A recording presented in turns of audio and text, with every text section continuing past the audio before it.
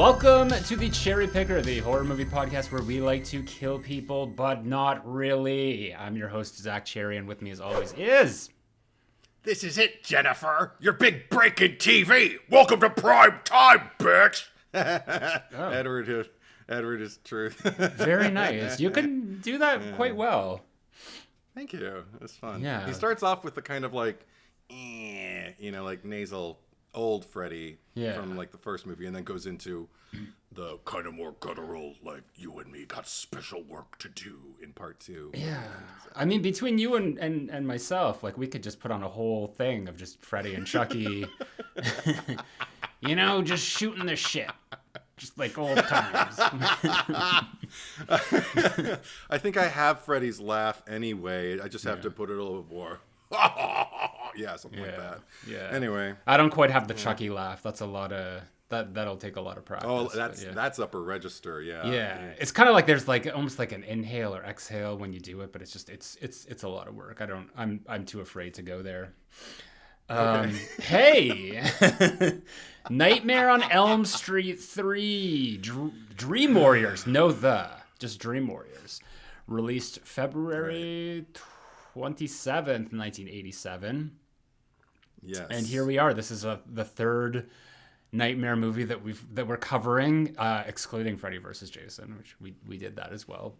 But this is the thing.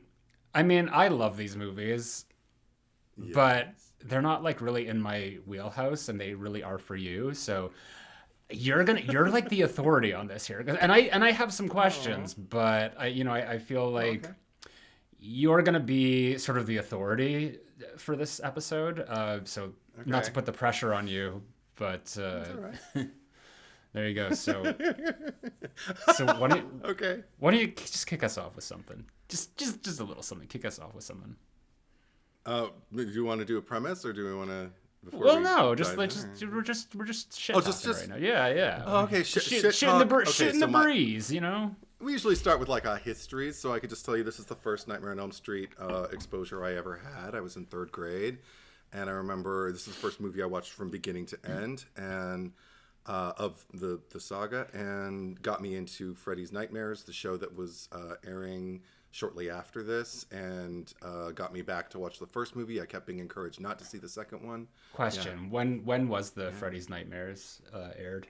That was around the same time as Part 4. Like Part 4 was when he really hit the mainstream, Dream Master and everything like that. So I think I saw this maybe a year after its release, maybe within a year, because I remember I didn't see it in the theaters. I saw it off of a VHS at this boy James, who my family carpooled with. Sometimes I'd go to school with him and his brother, and sometimes they'd go to school with me and my sister. Right.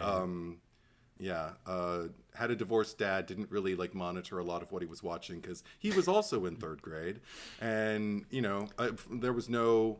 My parents never would have allowed me to see breasts, if I were watching a movie at home, and they knew it was rated, R or. Gotta love those children of divorce, just getting away with everything, just getting everything. Yeah, except the two parents, Right.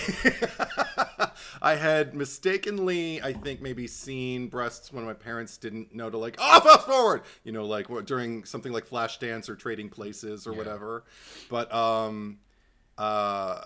this was the one where it was like there was nobody trying to at all censor what we were watching, and I remember it was like, oh, behold, I'm watching adult stuff. This is really awesome. And I loved that it was sexy and gross.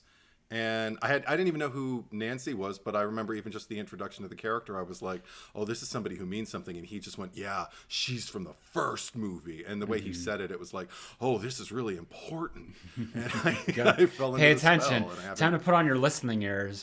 I have a question for you. And nothing's been right since. I've been a fan. I was a fan then. I'm a fan now. I have a question for you. Just because you mentioned it. If you were, because you don't have kids, I don't have kids. I don't think that we're ever going to have kids. But if you did, and you were showing these movies, what would be that, if like a boobie or a pee-pee or a whatever came on the screen?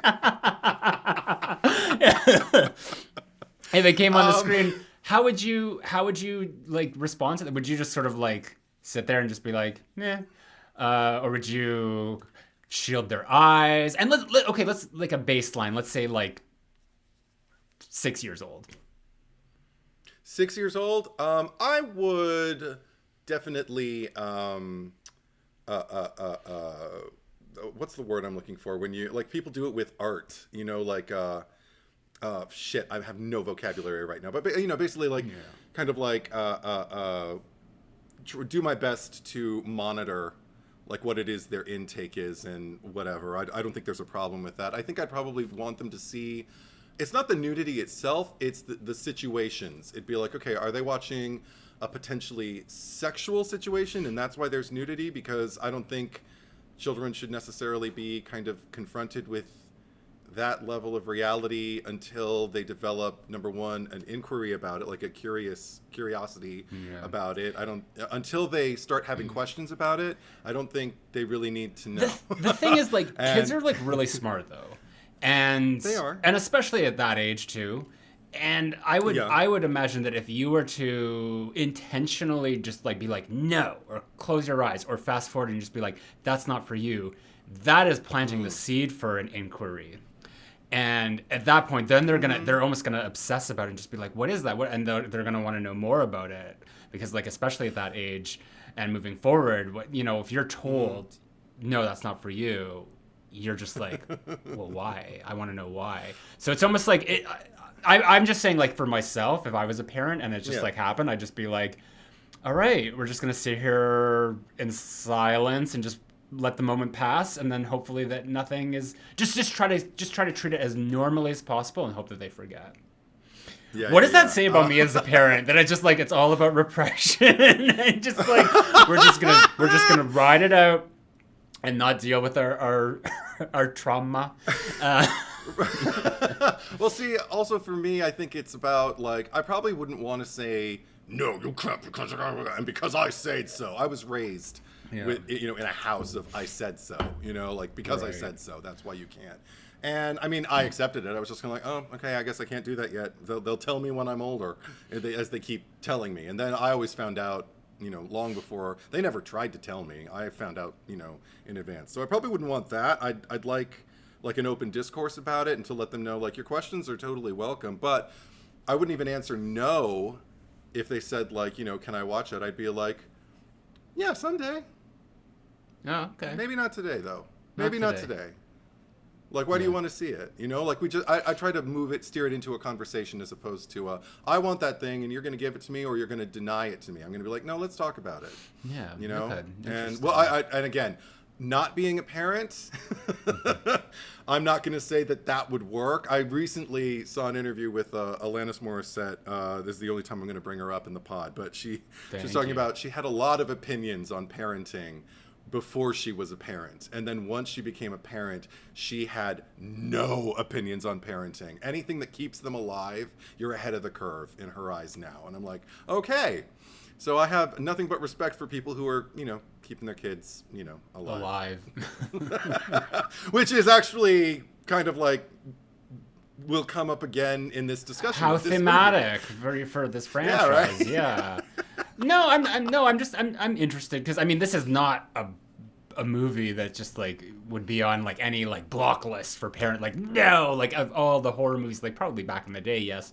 But I mean, it's obviously tame by today's standards. But was this the first Nightmare? I don't remember in 1 and 2 if there was nudity or anything. Like I don't even know why nudity is an issue, but it definitely the scene here. I don't remember any breasts in. They were. I remember like the when she was pulled into the one. Bathtub in the first one, but it wasn't like gratuitous. It was in incidental. A way. Yeah. No, it was incidental, not exploitative or anything like that. It's just like, well, when you're in a tub, you're was that naked Heather or was that just a? No, that was a stunt woman. Okay. The breasts that we saw were a stunt woman, and I think we saw Heather's bare back when she pulled her like shirt off and t-shirt, put on her. And then I don't remember seeing any part of Amanda Wiss's body either, except for like even when her shirt tore open and the claw marks went across her torso. Right.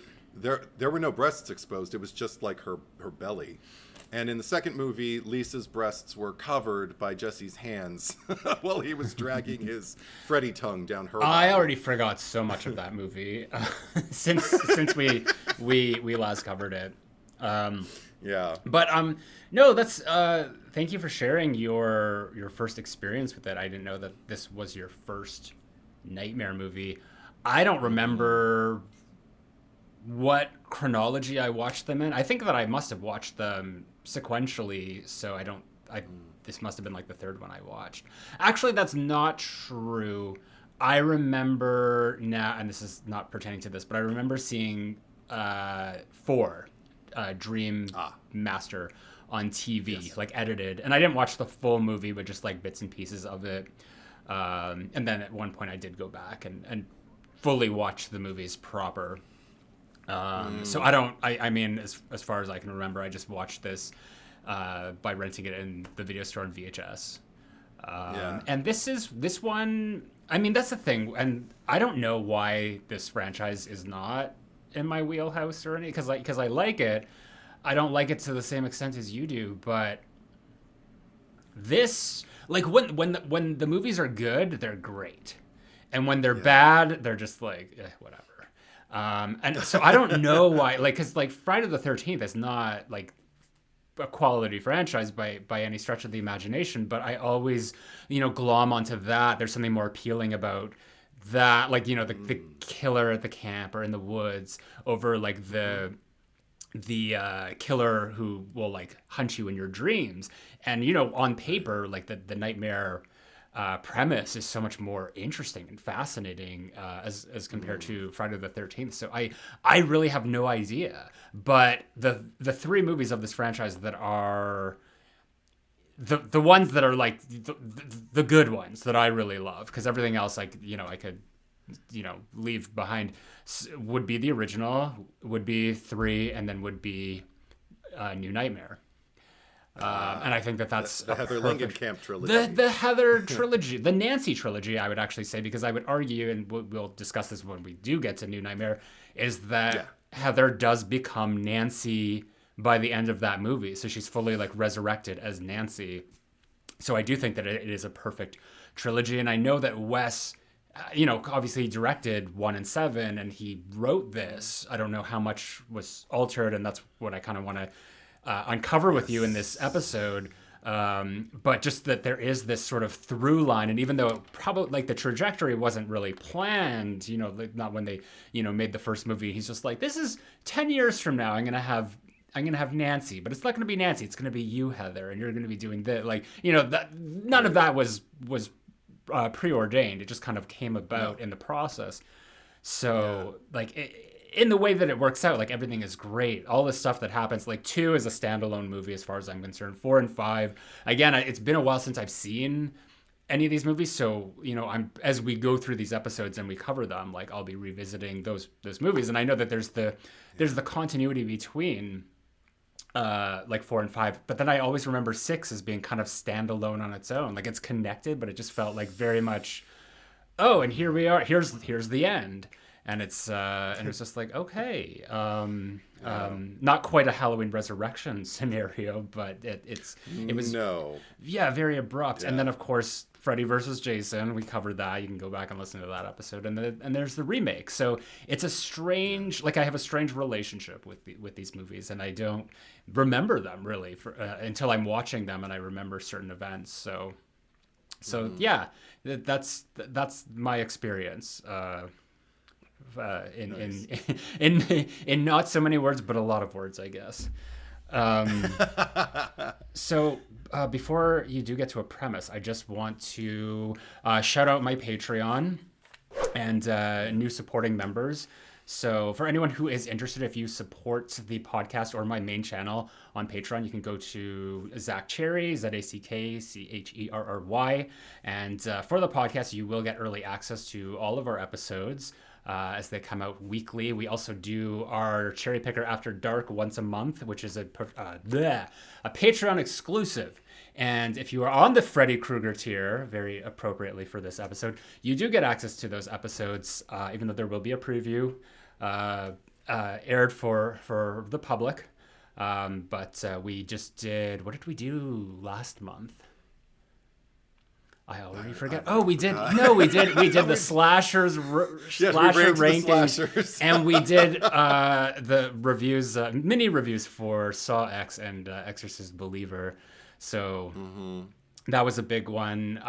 We haven't quite figured out what we're doing this month, but yeah, if you join Patreon, you can get on all that, and it's greatly appreciated. It really goes a long way in helping the podcast and my main channel. But I do want to welcome 5 new Patreon supporters. So hello to Elliot Jude, Devin Smith, Lady Rock 5, Callie O, and Ann J. So there you go. Thanks a lot, guys. We appreciate that. I also want to say welcome. I also want to say thank you to Boy Cried Wolf, who is our editor. So thank you to him as well. And with that said, what's the premise? What's this movie all about? This is stolen by David Thiel. So just, IMDb credit. Sure. How kind of you. Yeah. Yeah. Picking up where the original nightmare left off, a group of children at a local hospital face Freddy Krueger. One of them is Kristen. Working with a doctor assigned to the case, these kids realize their special abilities within the nightmare world. When Freddy captures one of them, they lead a rescue attempt into Krueger's domain in the hopes of putting to rest once and for all this nightmare on Elm Street. Dream Warriors! No. I know, you can't get it out of your head. Once you watch the movie, they play it over the end credits, and it's in your head for like the rest of the day at least. Yeah. Did it play earlier in the movie too? I couldn't remember. Yeah, it's the song that was playing on Kristen's radio. Yeah. That her mother comes in and shuts off, and then when she has the nightmare that she's replaying the same moment, the song's playing all over again with all the feathers cascading. Dokken. She thinks, did I dream the whole thing? Dokken. Yeah. I guess this was really the segue into like the MTV era. Like I think it was on full blast once we got to the Dream Master, because I distinctly remember that like everything about that felt like, I didn't even think they had the MTV promo there, but this was like the first one that were like, here's an accompanying music video for the movie. And this came out in 87, so this was 1 year before 4. So it was like really in that 87 to 88 time frame that MTV. When did MTV first come on the scene? Do you remember? Oh God. I mean, it was already kind of like I'd say by 1985, it had already kind of like become like the thing, like the symbol of youth music and everything like that. But I don't know the exact year that it kicked off. That's beyond my pay grade. I'm trying to see if I can find it here, but. But you're right about this being kind of like, I remember that music video that Dokken recorded was the first time they ever included a music video on the VHS release of the film. Right. So, you could watch the movie and then watch the, but it wasn't the first time that it had been incorporated, like clips of a movie kind of like intercut with kind of like the girl of the movie wandering around and kind of looking wistfully. In this case, was that Nancy or Kristen? In this case, no, it was Kristen. Kristen was the young ingenue of this film. So, and I mean, like, really, like, how old was... Because I remember that Heather was 20 when they filmed the first one. And this is just 3 years removed, and it's just like she is like, she seems like she's 10 years older. And I don't mean that in like a shallow way. It's just like she looks old. Like she looks fabulous, but she just she walks in and she just has this air of maturity about her that just feels like she's seen some shit. She's got the gray streak and everything. And we'll get more into that. I was just curious about that, because on the cover for the not the original like VHS with like that key art, but just like on distinctly remember the DVD that I had, like with the red border and stuff. There's like the pictures of, I think it's Patricia Arquette at the front, and then Heather is to the side, but she looks really young. It looks like it was a picture from Nightmare 1 of her. right. So it's just like, oh, that's her. Like, it just looks the same age. So I don't know what the age difference really was between Heather and Patricia at that point. But well, this is Patricia's first film. She was a teenager, and I mean, and Heather Langenkamp was in her 20s when she did the first film. So I think she was 23 at this point. Yeah. So they didn't need to do much to kind of like age her up to look like an adult, because she was, full-fledged adult by this point. Yeah. But I mean, you're right. The not bravado. That's not the right word. That's more a word for Freddy. But the let's say the poise with which she carries herself, and also just the way she carries the history of the franchise up till this point with her. Like, she has such ownership of everything that has happened to Nancy prior to this film, that the second she's on screen, I can't lie. I always cry when I watch this movie, but I think I cried pretty continuously through it. I haven't seen it in about a year. I watch it every October, sometimes more often, but it's been about a year since I watched it. And I was like, I don't know, I was weeping when she came on screen. Like, I was already weeping when, like, Kristen's pitching a fit and throwing shit at the orderlies and slashing them and everything. But I'm a big baby now when it comes to this movie. That's fair. Just to circle back to the MTV thing, officially launched on August 1st, 1981. So they've been around for a while. But I mean, these things, they take a while to like blow up to how they were. But yeah, I guess in terms of Nancy, like you said, because even though she wasn't in the second one, like, she still kind of carried, like, there was reference to her. Because Jesse found her diary. And I guess, like, that wasn't it like 5 years after the events? So it kind of established that was taking place 5 years later. So I don't know.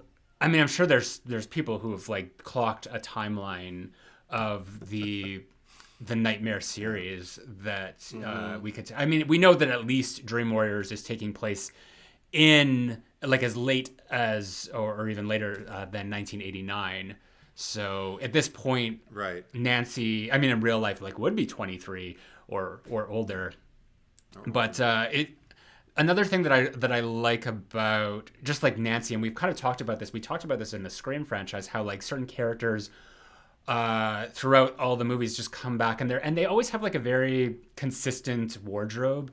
Dewey always has, like, sort of the same kind of colors, whether it's like his deputy or sheriff's uniform or, like, the jackets that he's wearing. And Sydney always has her, like, just like the like leather jackets, or just kind of like the dark reds or the browns and stuff. And Nancy, she's always like, everything's just like very like pastel-y or just like pink. Like, she wears a lot of pink.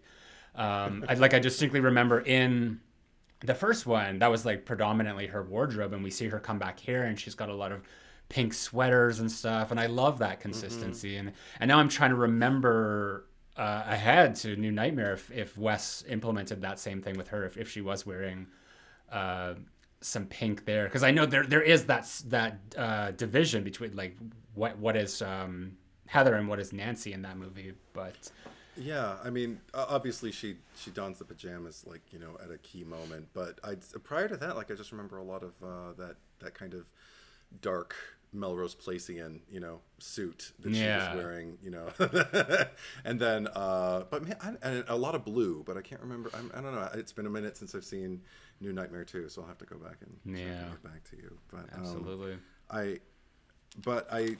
one of the things that I really respond to with this film in particular, I think as I was watching it, I just realized, maybe that's why I'm crying. I think I watch these movies the way most people watch, or not most people, but the way, like, diehard fans watch Lord of the Rings movies or Star Wars movies or whatever their favorite horror franchise may be that, resonates with them and, affects them emotionally. Like, that's the way I watch this one. And it was due in no small part just to kind of like the way Chuck Russell, as the director, this was his first feature, and he seemed to be incredibly mindful about what the audience experience was going to be like as you progressed through the story. Like, I love the fact that it introduced the quote which started to become kind of like a mainstay in the sequels throughout the rest of the franchise, which is like the black background and a red quote. And this one, it was Poe about sleep, those little slices of death, how I loathe them.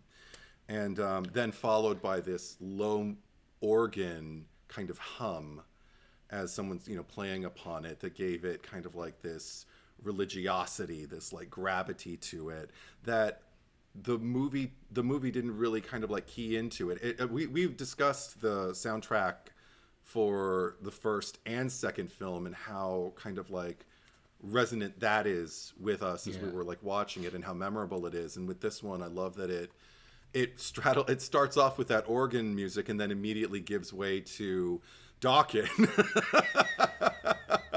and the whole movie is like that. It kind of walks this line of like old reverence for kind of like, the sins of the past in a very Dracula, Frankenstein, like monsters of yesteryear kind of way, yet also has this fresh teenagery kind of like vitality to it and energy and sex. I was noticing the score, I mean, outside of like the Dawkins of it all, like the score did feel a little inconsistent to me. And like, I think that like, and it's, very much like the franchise being inconsistent, but there was, I didn't care for the stuff at the beginning. It did feel kind of like lazy and cheap to me. Like something that we were discussing, like the Child's Play 3 music. I don't think it's distinctly like that, but I remember like once we get to like later on and you do have the return of the Nightmare on Elm Street theme that was absent completely from the second movie. It just like, it sounded so good. It just like, it felt good to be back, but it didn't feel like it was forced in a way. There's just like, like in the new Exorcist movie where we're going to play the tubular bells all of a sudden halfway through. But it's like, it was really good. I think I really loved the music in the second movie because that was Christopher Young. And there was something so unique about it. And creepy at the same time. Like it just, I don't know. Like it really meshed well with kind of that whole movie in general. So I appreciate that it is kind of standalone to that movie, that score. Having said that, I would love to hear, if they do eventually, if and when a new Nightmare on Elm Street movie comes in, like I'd love to hear some of those like Christopher Young cues playing in the score along with just the regular theme. Sorry, who is the composer who does, who originated the Nightmare score? Okay, I'm looking it up. I can't remember. I thought you would have known anything off by heart. This is your franchise. You would think so, but it's been a rough week. Composer is Charles Bernstein. Right. Yes, of the original. Yes. Yeah. So it's the music is like it maybe that's like one of the components to why this franchise is so great and so important, because it does have an iconic sound to it, as do most of these franchises that are like well known. But I mean, aside from that, like the music, because I know like veering into like the next couple of movies, it does get more into like the Dawkins of it all. So this was maybe just like kind of the passing of the torch. Well, because you also brought up Wes Craven, and he did. They did return to him at New Line.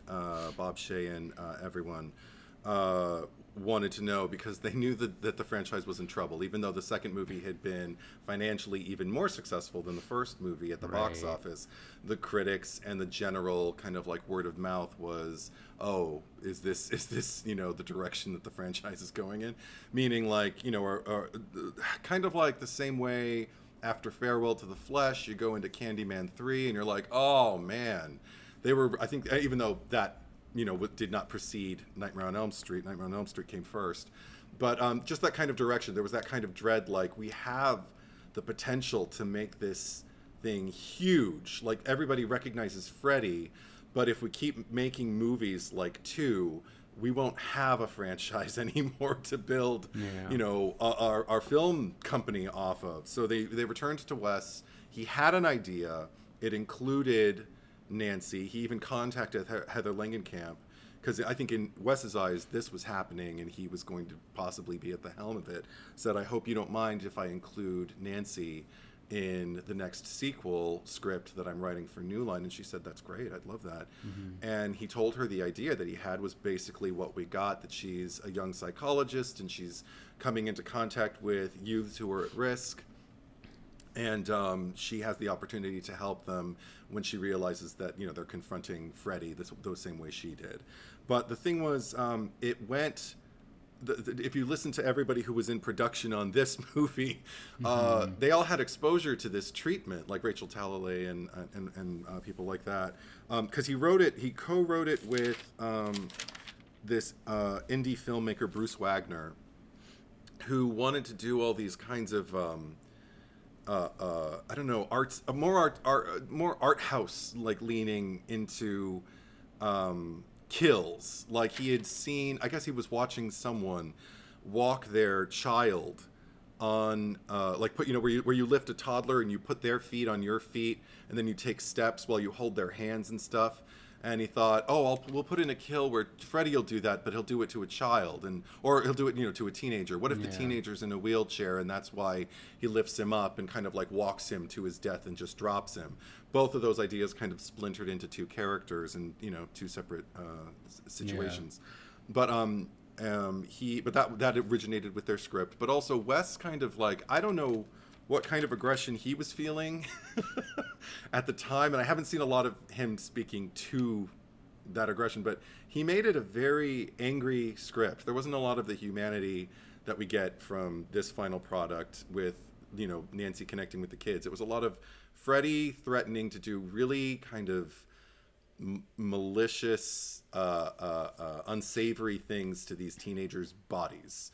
Like, I own your asshole, Kincaid, was one of the lines from Wes's original script, from Freddy to Kincaid. I don't know what followed that. And a lot of things like that. Like, Freddy cursed up a storm, of course. But and also, I think because he was the second movie definitely made him more vocal, Wes wanted to do something with that. And I guess he figured, like, he's going to say the most unsavory things that you could ever imagine a human being saying. Because he wanted to keep the edge. I think Wes saw the direction he was going as far as mainstream pop culture, and felt the pull from New Line for that, and didn't necessarily want to go that route, so he went the other way and just made him really grotesque. Not just gross, but, you know, like the bane of humanity kind of thing. And New Line was like, we can't use this. Well, because even like we saw that in 2, where Freddy was like really dark in that movie, other than the fact that he was like acting like a disgruntled cat, just like throwing plates on the floor. But he definitely, there was like something almost like almost more demonic about him from the first movie to the second one.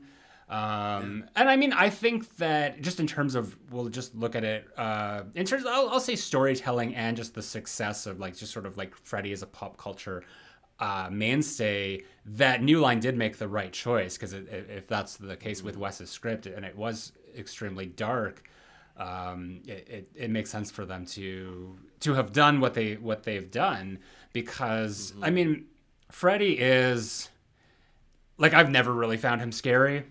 And maybe that's why not that I find Jason scary either, but I know, like, I forget which one it is. It might be the 6th one, where there's literally like a Looney Tunes skit with, and I think we've mentioned it on the last podcast too. And that always stands out to me. It's just like, what are you doing? Like, you've completely taken any sort of like horror out of this character and made him a joke. And I don't think he's there at all in this. Like, he's still terrifying, and there's still kind of like that fun, like almost like the fairy tale-esque, like which they especially lean into in New Nightmare, of just like the Hansel and Gretel and the witch and all that. Like, he definitely feels like one of those kind of larger than life fairy tale villains. That it's still working here. And I wanted to ask you, because normally we do this, we'll do our ranking of the ones that we've covered so far, because I'm curious to know like where you're at with the first 3 and Freddy versus Jason, which we've covered. As far as ranking? Yeah. Oh boy, this is sadly really easy for me. I'd say I I mean, just on the experience alone, I have to put Freddy's Revenge at the bottom. Doesn't mean I don't appreciate it for what it is and for, you know, all the good that is, you know, that it's kind of comprised of throughout. But as a sit, it's rough, and I think I said that much in our pod, so that's at the bottom. Just above that, Freddy versus Jason, because that's a rough sit also, but I don't know, visually stimulating, and there are a lot of things I like about it, and also both of those are fascinating in their production stories. So now that I know so much about like the synthesis of both of those projects, anytime I kind of like get bored, I can kind of lean on the stories that I know about both of them and their, you know, production hell and their paths to you know, each one of them, their relative success. Above that, and I know this is probably going to be basic to some people and absolute sacrilege to others. The original Nightmare on Elm Street. It's not that I think it's a worse film than Dream Warriors, but there's just something about I don't know about the push and pull in Dream Warriors of good versus evil and the momentum that it has going for it. It just drives more. It's more of a roller coaster for me. And I do, like I said, I mean, I wept through most of it. So I get emotionally caught up in everything. It's not like I don't get emotionally caught up in the first one, but the first one, you have the chore of kind of like setting a lot of things up. And one thing that I really have always appreciated about Dream Warriors, particularly after I watched the first movie and really understood who Nancy was, I went back and I think it was when I showed it to my sister, Dream Warriors, when we were both teenagers, and she was seeing it for the first time, and I hadn't seen it in, you know, a couple of years, and just I think within 13 minutes of the runtime, we have Nancy, and we have her believing Kristen, and we have Kristen acknowledging somebody believes me. I have a safe, you know, some person to, you know, a soundboard to just kind of like bounce my ideas off. I can tell her things and she's gonna believe me. Whereas so many horror movies then were comprised of just not being believed. Like something horrible is happening to me. I have to spend at least half the movie, if not 2/3 of it or 3/4 of it, convincing everyone and no one that this horrible thing is happening to me, and they won't believe it until it's staring them in the face in the last act. And that was always very frustrating to me. So I loved that we got past that. You know, we've got someone who has been through it, sees you, knows your shit, and is going to stand by you. That's everything to me. And I wept because Nancy. Okay, so your ranking is so far of what we've covered 3, 1 versus 2. Yeah. Okay. Awesome. I have to put that caveat of what we've watched, because people are just like, we've done this before, and they're just like, with a Child's Play, and they're just like, you totally just like didn't even rank like Seed or Cursed or Cult. I'm just like, are you listening? Listen. Don't be like the parents of Elm Street. Listen to us. Listen. Put on your listening ears. Yes, right. Says Judge Judy. But what about your ranking up until now? So okay, going from like the bottom up, Freddy versus Jason. Like I there's nothing that will make it like early 2000s horror, whatever. 2 is a little bit above that. Because even though there's a lot that frustrates me about it, there's still like things that I glom onto, and you know, like I said, like the score, I really liked that. I love that it is so different. It's just not the best kind of different. And then this is hard because I mean, I don't know. It's kind of a tie between 1 and 3. Like I think that they're both pretty even. There are things that I really love about the first movie that are absent from 3, but there are things that I really love in 3 that are absent from 1. So it's just like almost like if you could take the best of both of them and put them together, like that might be the ultimate movie. I even look at it as almost like I don't know how might be like a dated reference, but like the X-Men movies, because like from 1 to 2, like it's almost like a movie and a half. I consider that first X-Men movie to be half a movie, and then like it's like in the second one where like all the shit like happens, and it's just like this huge symphony of just like everything coming together. Whereas like if you took Nightmare 2 out of the equation and just looked at this as a direct sequel to 3, which it is more or less, it's almost like this. Not that I would ever consider the first Nightmare to be half a movie. but you can't have Dream Warriors without that first movie. So there is like this connective tissue that just like really drives everything that does happen, especially with Nancy. And I think that, you know, you already mentioned it, just sort of like the kills and just like the inventiveness and creativity about like the marionette thing, the TV, the prime time, like everything in here like really stands out. That I feel like it's really like a great marriage of like what was original Elm Street and what is like Elm Street to come. But then with the original, because there are, I think we talked about this, especially like in the second act, like it really lulls and it gets boring for a little bit. And there's not really a whole lot happening and it just feels like really repetitive. But everything surrounding that is so great. And I like even just like the fact that, you know, Wes Craven's direction, because I do kind of feel that missing in Dream Warriors a little bit, but I also love the kind of not necessarily the Home Alone aspect. I guess like the traps, like when Nancy is kind of setting up the whole like entrapment of Freddy and just like, I'm gonna bring you out of my dreams. That's such a good time. I always love that in the first movie. And here's different. They're like going to him. So it's kind of, it's an opposite scenario. So I don't know. I could go either way.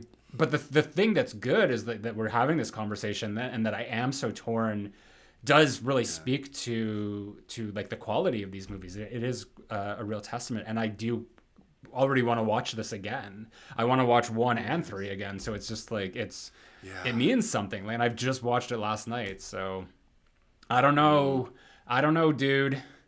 I can't commit. We'll just put a tie for now. Okay. At the top. Similar conundrum to what you experienced with Friday Part 2 and Friday Part 4, right?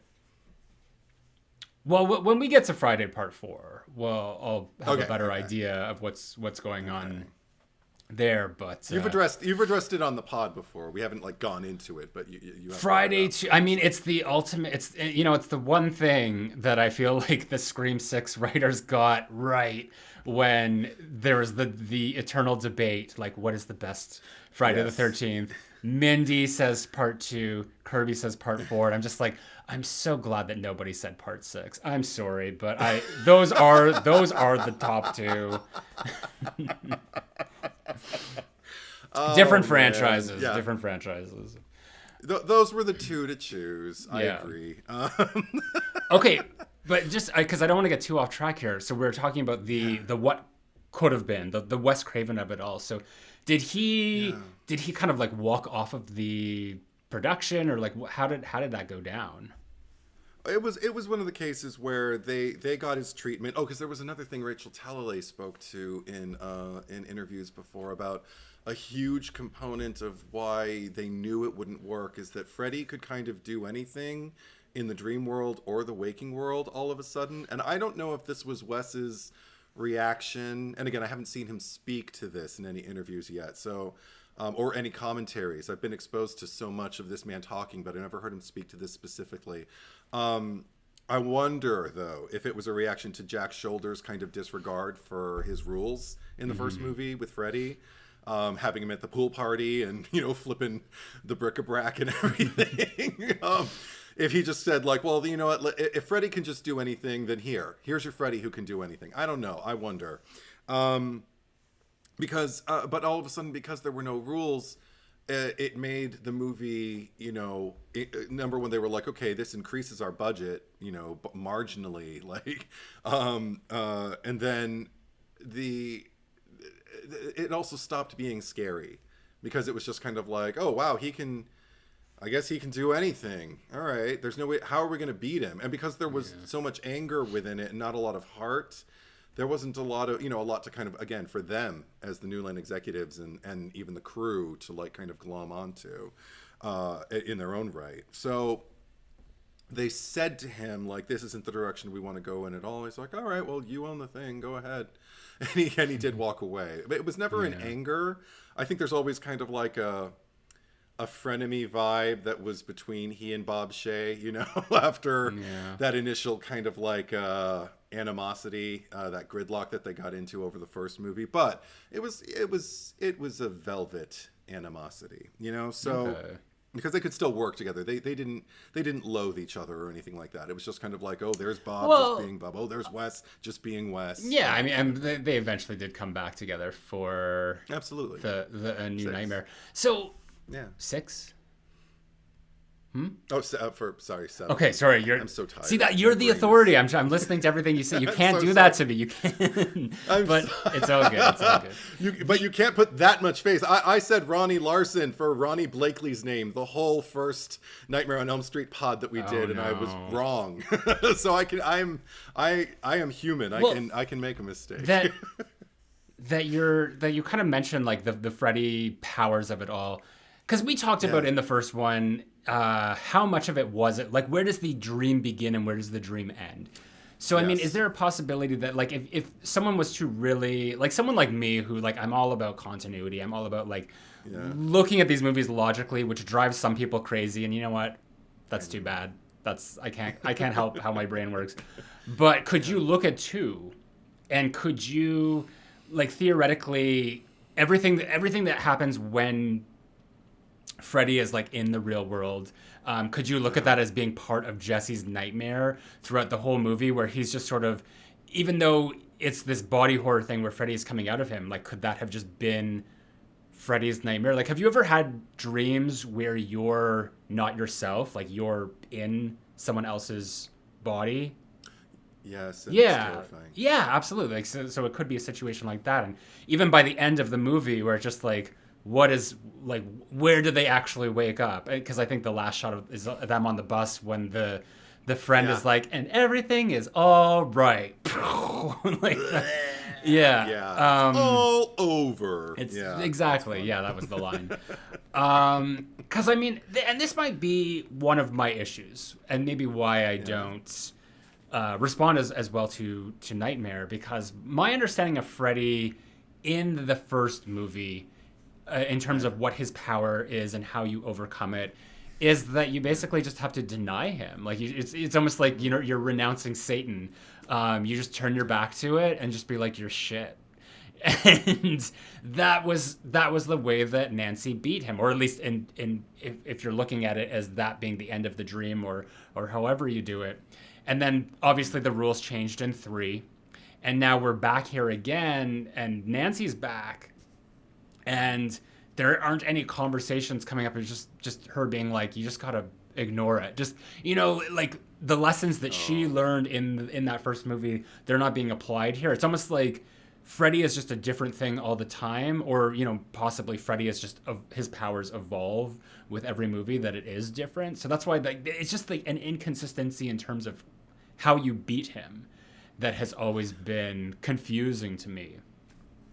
See, this is part of like why I love having these conversations with you, because you look at things from a different vantage point than most people I can converse about these movies with, and so I'm grateful for your practicality, or your logistics through it all, because I think the answer for me, the way I would kind of like solve that riddle, is that yes, she turned her back on him, and yes, she kind of, you know, obliterated him and everything like that in that particular instance. But this, in Dream Warriors, the Nancy of this movie has lived beyond that moment and walked out onto that porch, or so she thought, and talked to her mother and realized, you know, I don't have that scratch on my arm anymore, and you feeling better, and, you know, you look a little bit peaked and all that. And then she got into the car that, you know, she was seeing her friends, she got them back, she got everything she wanted, and it worked. And then the car trapped her, and as it drove away, and then she didn't watch her mother, but her mother got pulled through that window, and the only allusion we get to it in this movie, which Heather plays as though Nancy is lying or covering something up because she doesn't want to get into it when she's sitting at dinner with Neil, she says, my mother died in her sleep, you know? And I'm like, okay, so that tells me you were convinced that that's what would work, and it didn't, because it didn't save your mother. We don't know how you got out of that dream, but you're here. Yeah. And you got a hold of Hypnosil as soon as you found out what it was and how it worked. And who knows what you did before then. Like, there's a whole backstory we don't get exposure to, which I wouldn't mind reading that comic or, hearing that speech in this movie or anything like that. Yeah. But I think what we come to is she realizes that didn't work. So they've got to try something new now. And the key is the thing that these kids have that she didn't is they have each other. They have a team. They're all in the same boat. They're all being assaulted by these dreams, and they all believe it. None of them There's no really skeptics. has to be convinced. Yeah. I mean, even There's no even Johnny though Depp. there's a slight moment of skepticism from, say, Kincaid when he's just like, and even a little bit from Taryn when she talks about her dreams. She's just like, you've been having bad dreams. She's like, everybody has bad dreams. And then she's just got those haunted eyes that make her look like you're just saying that because you don't want to sound crazy. Yeah. And Kincaid going like, screw this, you're not going to put me to sleep, like whatever.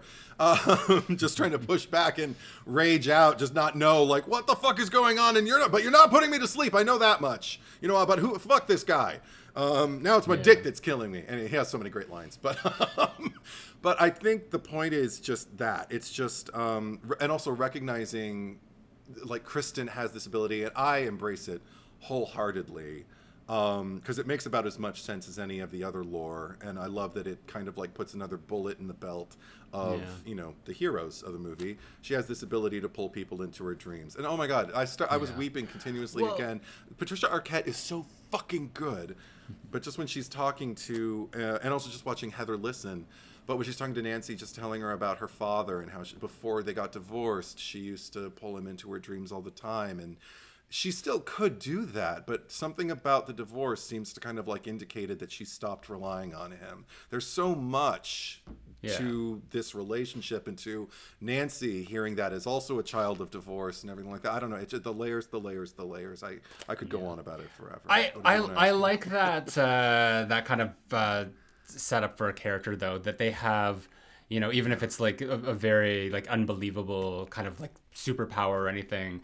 Because it makes it interesting, because I look at that like the Final Destination franchise, how the reason why these characters are even in this scenario is because you have this clairvoyant who can see the future, and that's why we're here, and we've cheated death because of this vision that you saw. So it doesn't seem weird to me that we're literally seeing the story of Kristen because she is the one who is able to do that. Everyone else, like in her situation, might have just died, but just because she's able to bring people into her dreams, that's why we're seeing the Dream Warriors. We're telling this specific story. So I'm all for that, and just the fact that like this whole franchise is steeped in the supernatural. It doesn't seem like weird or out of the ordinary. I guess like for just going back to the whole inconsistency of Freddy Krueger, I guess that with every new sequel or iteration of the story or character, it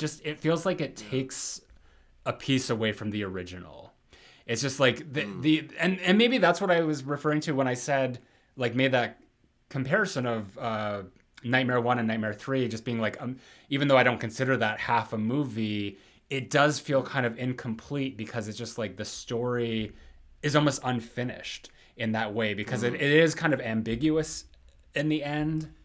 Because what I consider to be like the way that I saw it is that she did bring Freddy out of the dream, because I love that. I like the idea, because she brought out the hat earlier, so that made sense to me that she would bring out Freddy, and that it's almost like him coming out into the, because it wasn't just like him all of a sudden now being in the living world. Like, he's obviously a supernatural being. He's going to bring powers with him, and just like there's almost like an energy around him that's almost like makes his presence in the real world kind of dreamlike in a way that you're seeing that shit when, like when John Saxon comes into the house and they're following the fire footsteps and they're like literally walking around. We're just like, how would you not see him circling around the side? Like there's something almost dreamlike to everything that's happening still.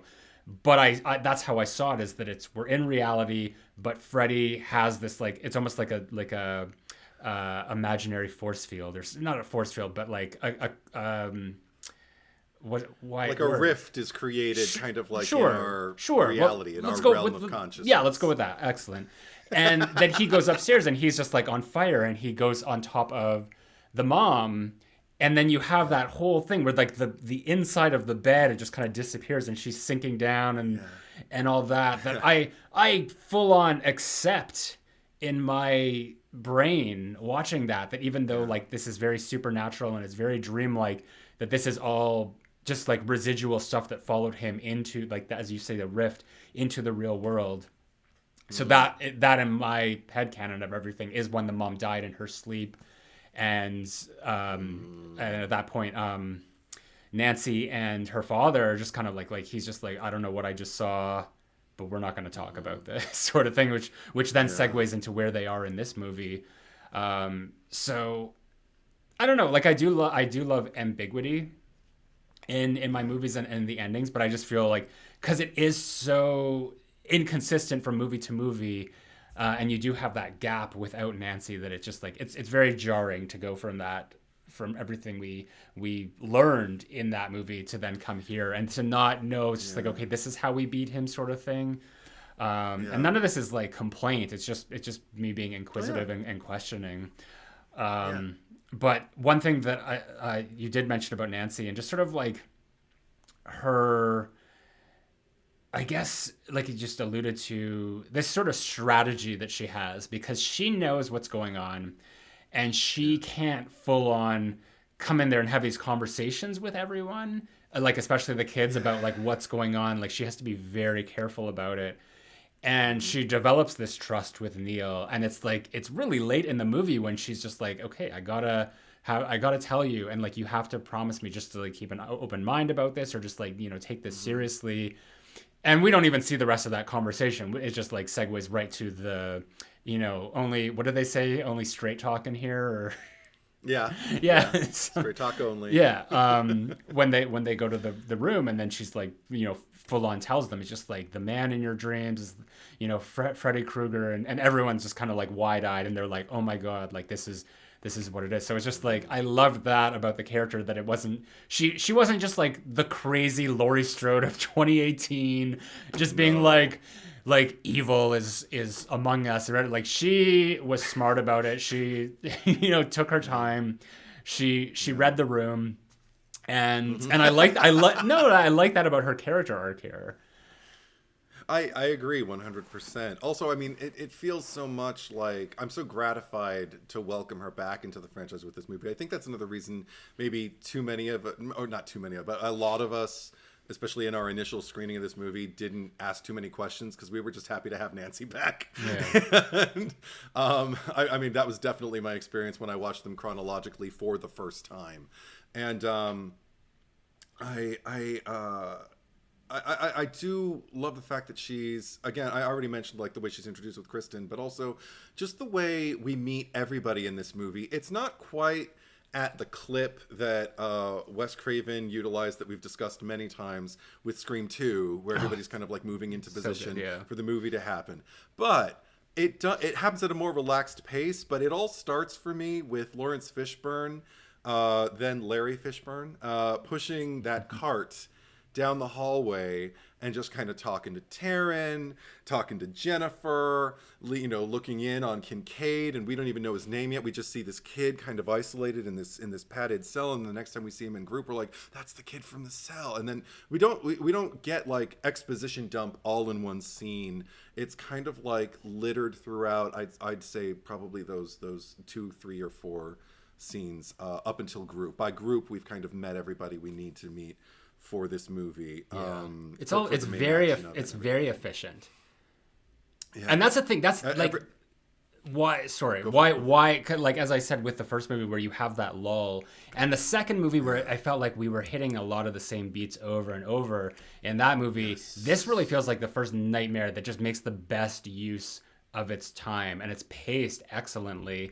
And I mean, and there's a thing, like I misremember like where everything kind of like falls in this movie. Like I thought that it was much earlier that Nancy kind of like reveals everything that she knows to the people, but that is very late in the movie. And it's just the fact that it kind of like comes together in just like such a succinct way. I think that really does speak to the quality. You know what? We're having these conversations, and I'm feeling like I almost do want to say that this is the best one, just because of that. I'm just tentatively. I'm going to say right now that I've made up my mind.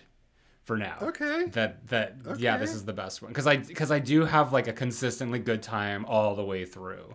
Whereas one it just gets a little rough in the middle. It just feels like you said, like it's sacrilegious to Wes Craven that it would not be his movie. But I mean, even then, like I've always preferred Scream. I've always preferred like the direction in the Scream movies that he's done over the direction in Nightmare on Elm Street. Like I think it's a great film, but like he's one of those people that only got better as he went through his career. We won't speak to My Soul to Take just yet. But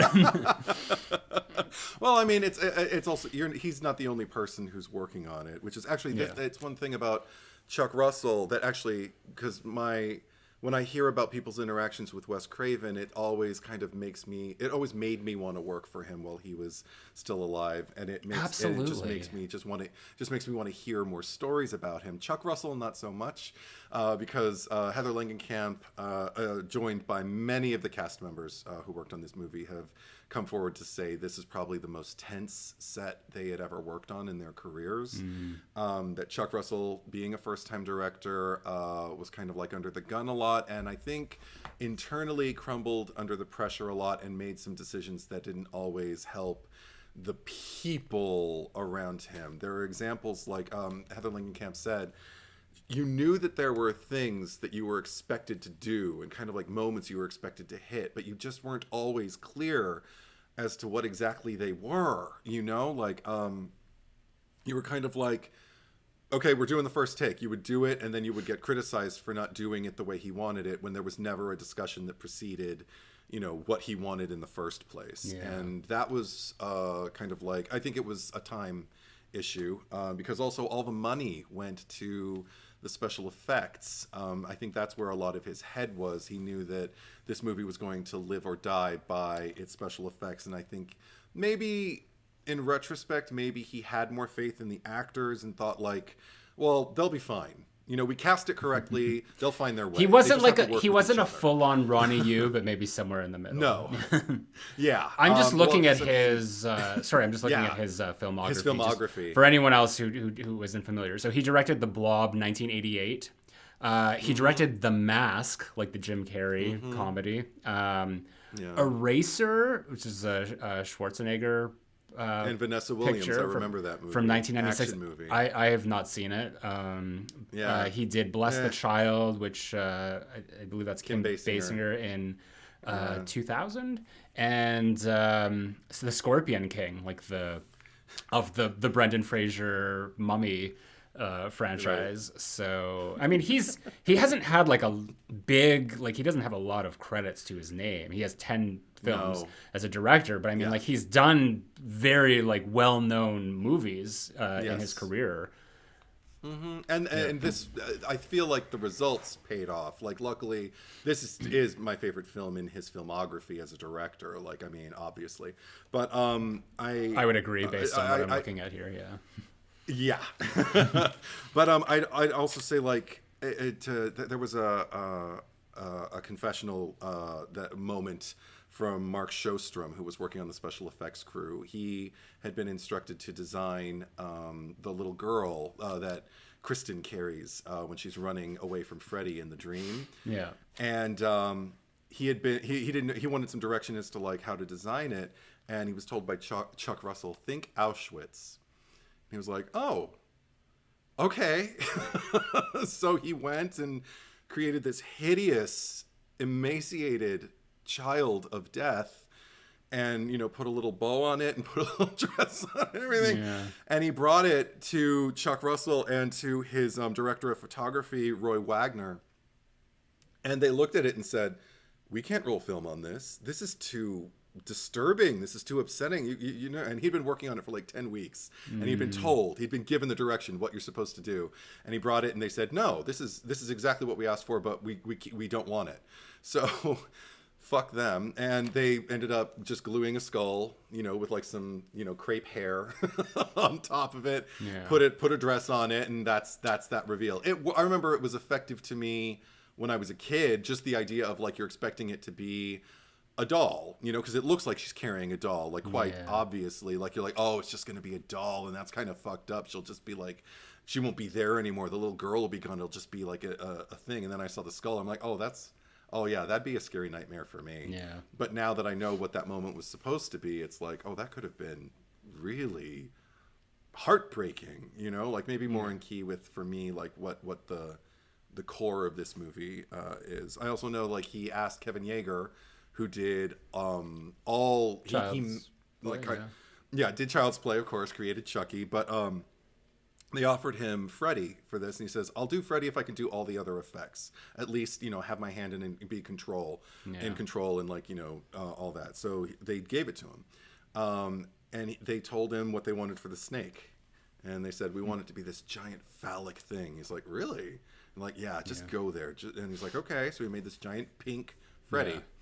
And when they came the day of the shooting, they're looking at it and they're like, we can't use this. And he's like, what are you talking about? They're like, it looks like a penis. It's like, yeah, remember we had meetings, we talked about this. You said you wanted a big penis to eat the little girl. And it's like, yeah, but we're trying to maintain a rated R. They're never going to let this through the censors and everything like that. Do something. So he coated it with like green slime, which is why it looks more wormy or snakish. Yeah. And I think it's effective how it I think it's out, great. for sure. Yeah. That, I mean, when he like does that kind of like flying out of the floor and then like body slams her down, like I can feel that in my back.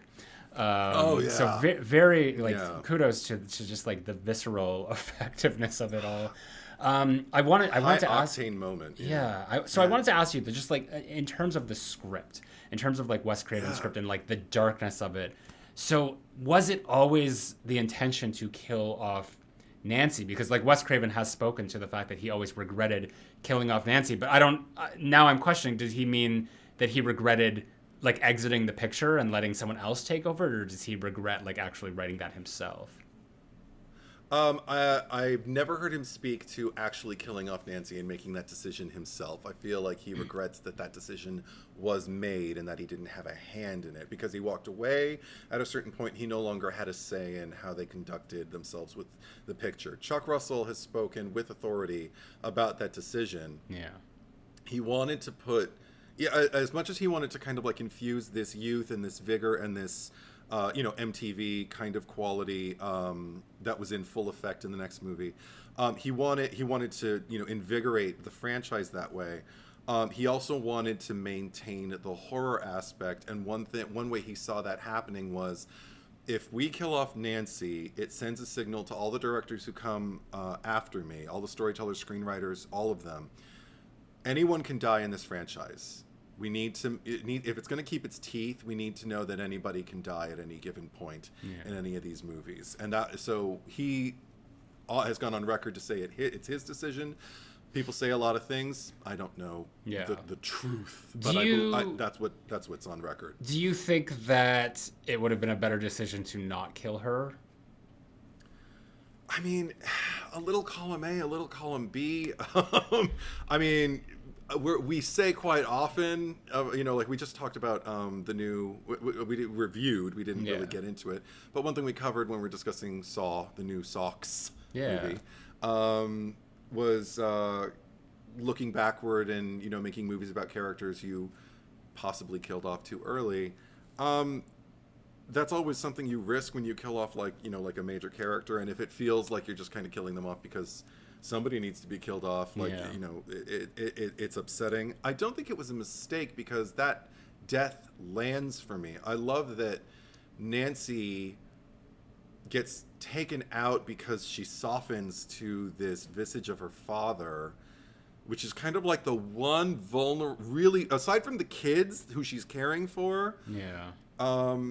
But she's simultaneously vulnerable and strong about them. Her father is kind of like her one weak point. It's almost like her Achilles heel. Mm-hmm. So that he's the only thing we see her walking away from, making a decision to walk away from when they're in that bar. And she kind of like gets emotional, and Neil catches up with her, kind of catches her arm. She's like, I'll be okay. Just give me a minute. and it's an unresolved relationship in her life that means something to her. So the fact that like that's his way in, Freddy's way in, to kind of make her drop her guard, and then take advantage of it, and then for him to kind of like toss her aside and then go after Kristen.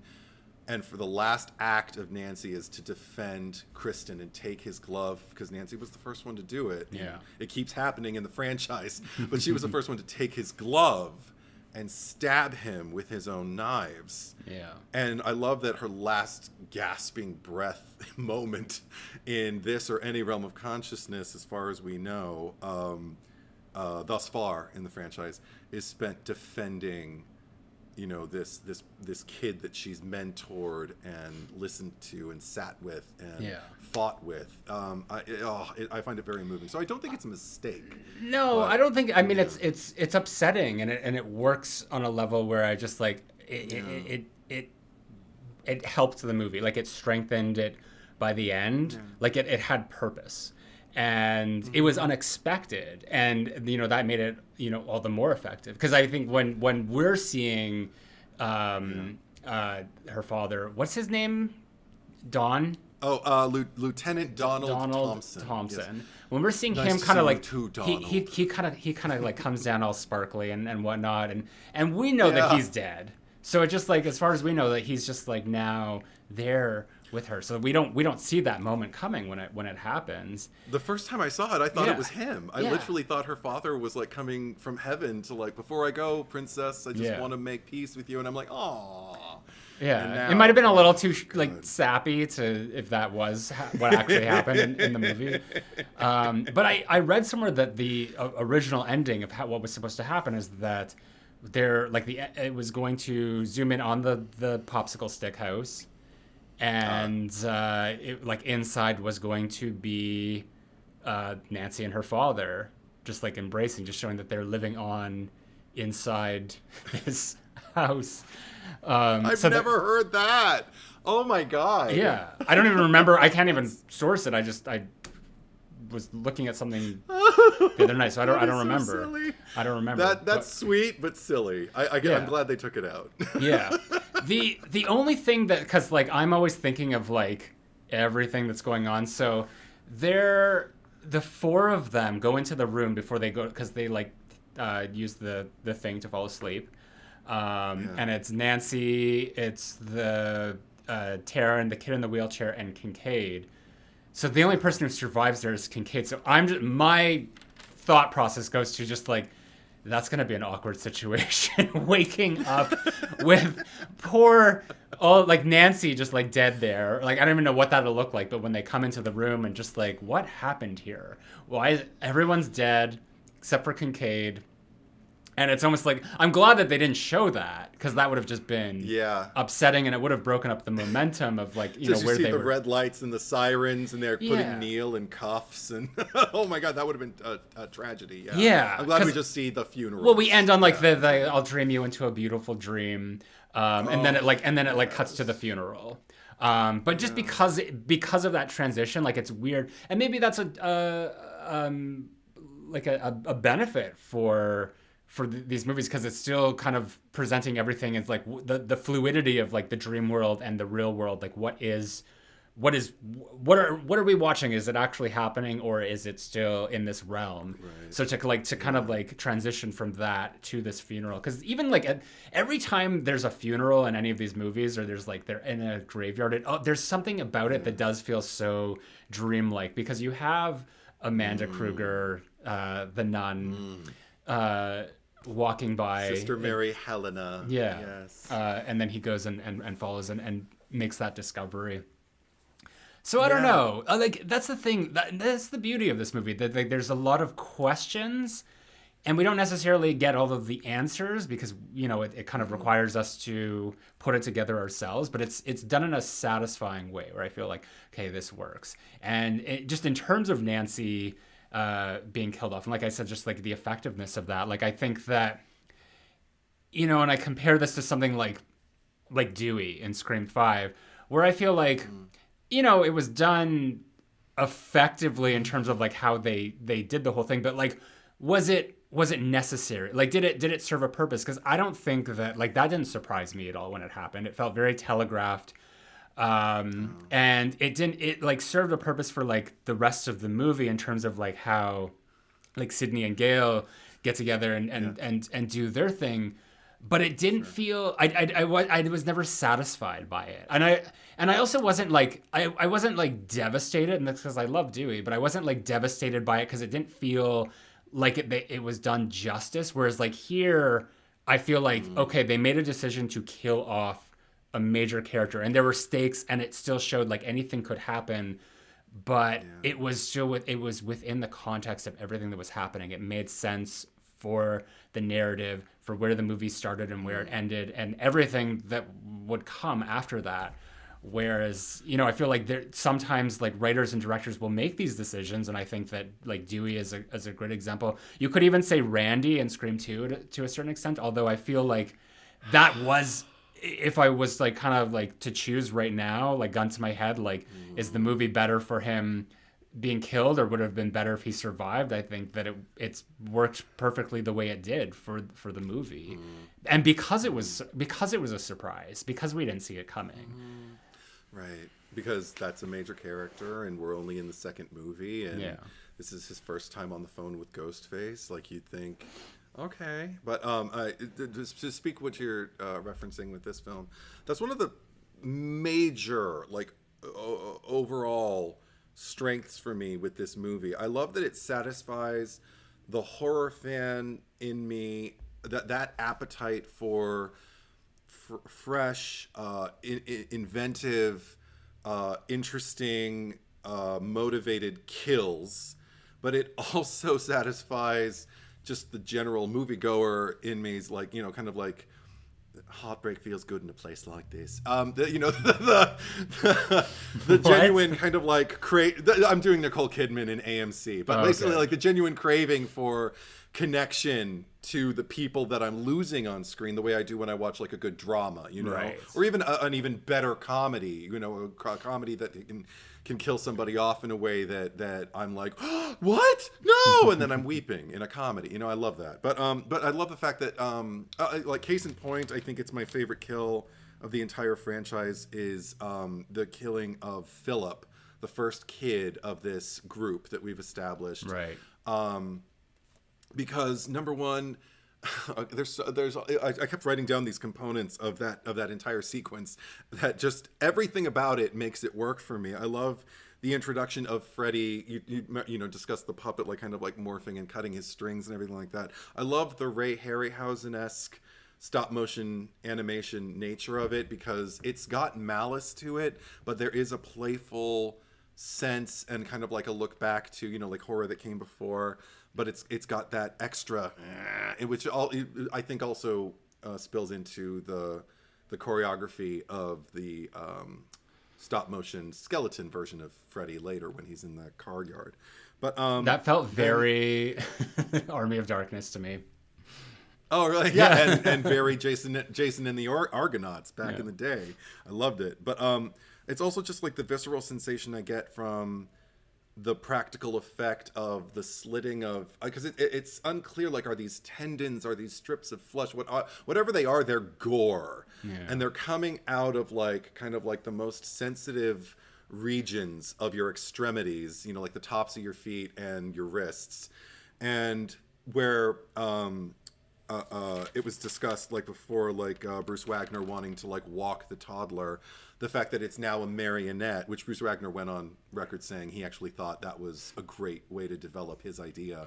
The marionette, and then like also kind of like adding on top of that the sound, again, the acoustic use of that vroom, vroom, vroom, that pulse that's going on and everything like that adds to the dream level of it, but also the immediacy of the reality, because you feel like it's a literal pulse. And then that combined with the performance he's giving, because he's gritting his teeth and looks like he's in such agony, then combined with the entire situation, which is two components for me: the dream, the sleepwalking, and being people will see you like that. They won't know you're being killed. It'll just look like you're sleepwalking in an odd way.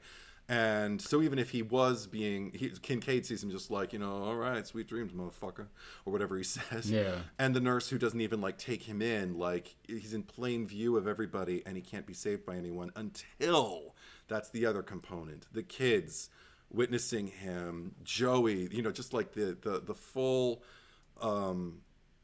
octane of like, Joey's like running up trying to get the nurse's attention. She's no help, so he takes that tray and just wakes them all up, and then the kids are the only ones gathered by that window seeing him, and they're all screaming for him to wake up because they know what's at stake here and they know what's happening to him.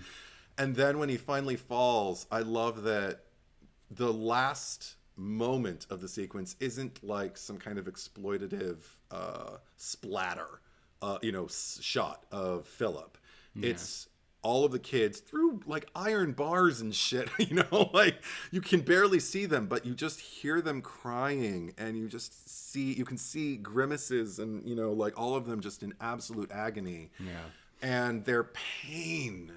That's one thing I always love about these movies, is that the kills can be as creative or as even, as we move on in the franchise, even as fun sometimes to witness, but the impact of the loss is always kind of like provided. Like the kids always kind of have to sit there and, rely on their vices or their faith in the wake of their grief. And just sign me up. That's my wheelhouse. I agree. I think that there's certain instances where you want to show the gore, but it is effective to go. I'm trying to think of the line. It was from Buffy. It was from the Anya episode. I know we're getting very niche here. Where I won't say what happens because it's spoilery, but her like the demon Dehofrin says to her, just like always go for the hurt rather than the something or other. It might have been pain. I don't know, but it's because and that's what it feels like in situations like this, where just like we're not focusing on like the disgustingness of it or just like the gore, but we're registering everything on the actor's face, and it gives your characters the chance to emote those feelings, and it is more effective than just seeing something like gross. Like now I'm thinking of like Halloween Kills, and remember when the patient who is like in the hospital when they're all like evil dies chasing after him, and Karen has like that moment with him, and then he's locked inside there. He gets up and he jumps, and then it shows him on the ground, and it's a great looking effect, but it's also ridiculous. Like it looks like he's like Humpty Dumpty who's like cracked open and exploded on the pavement.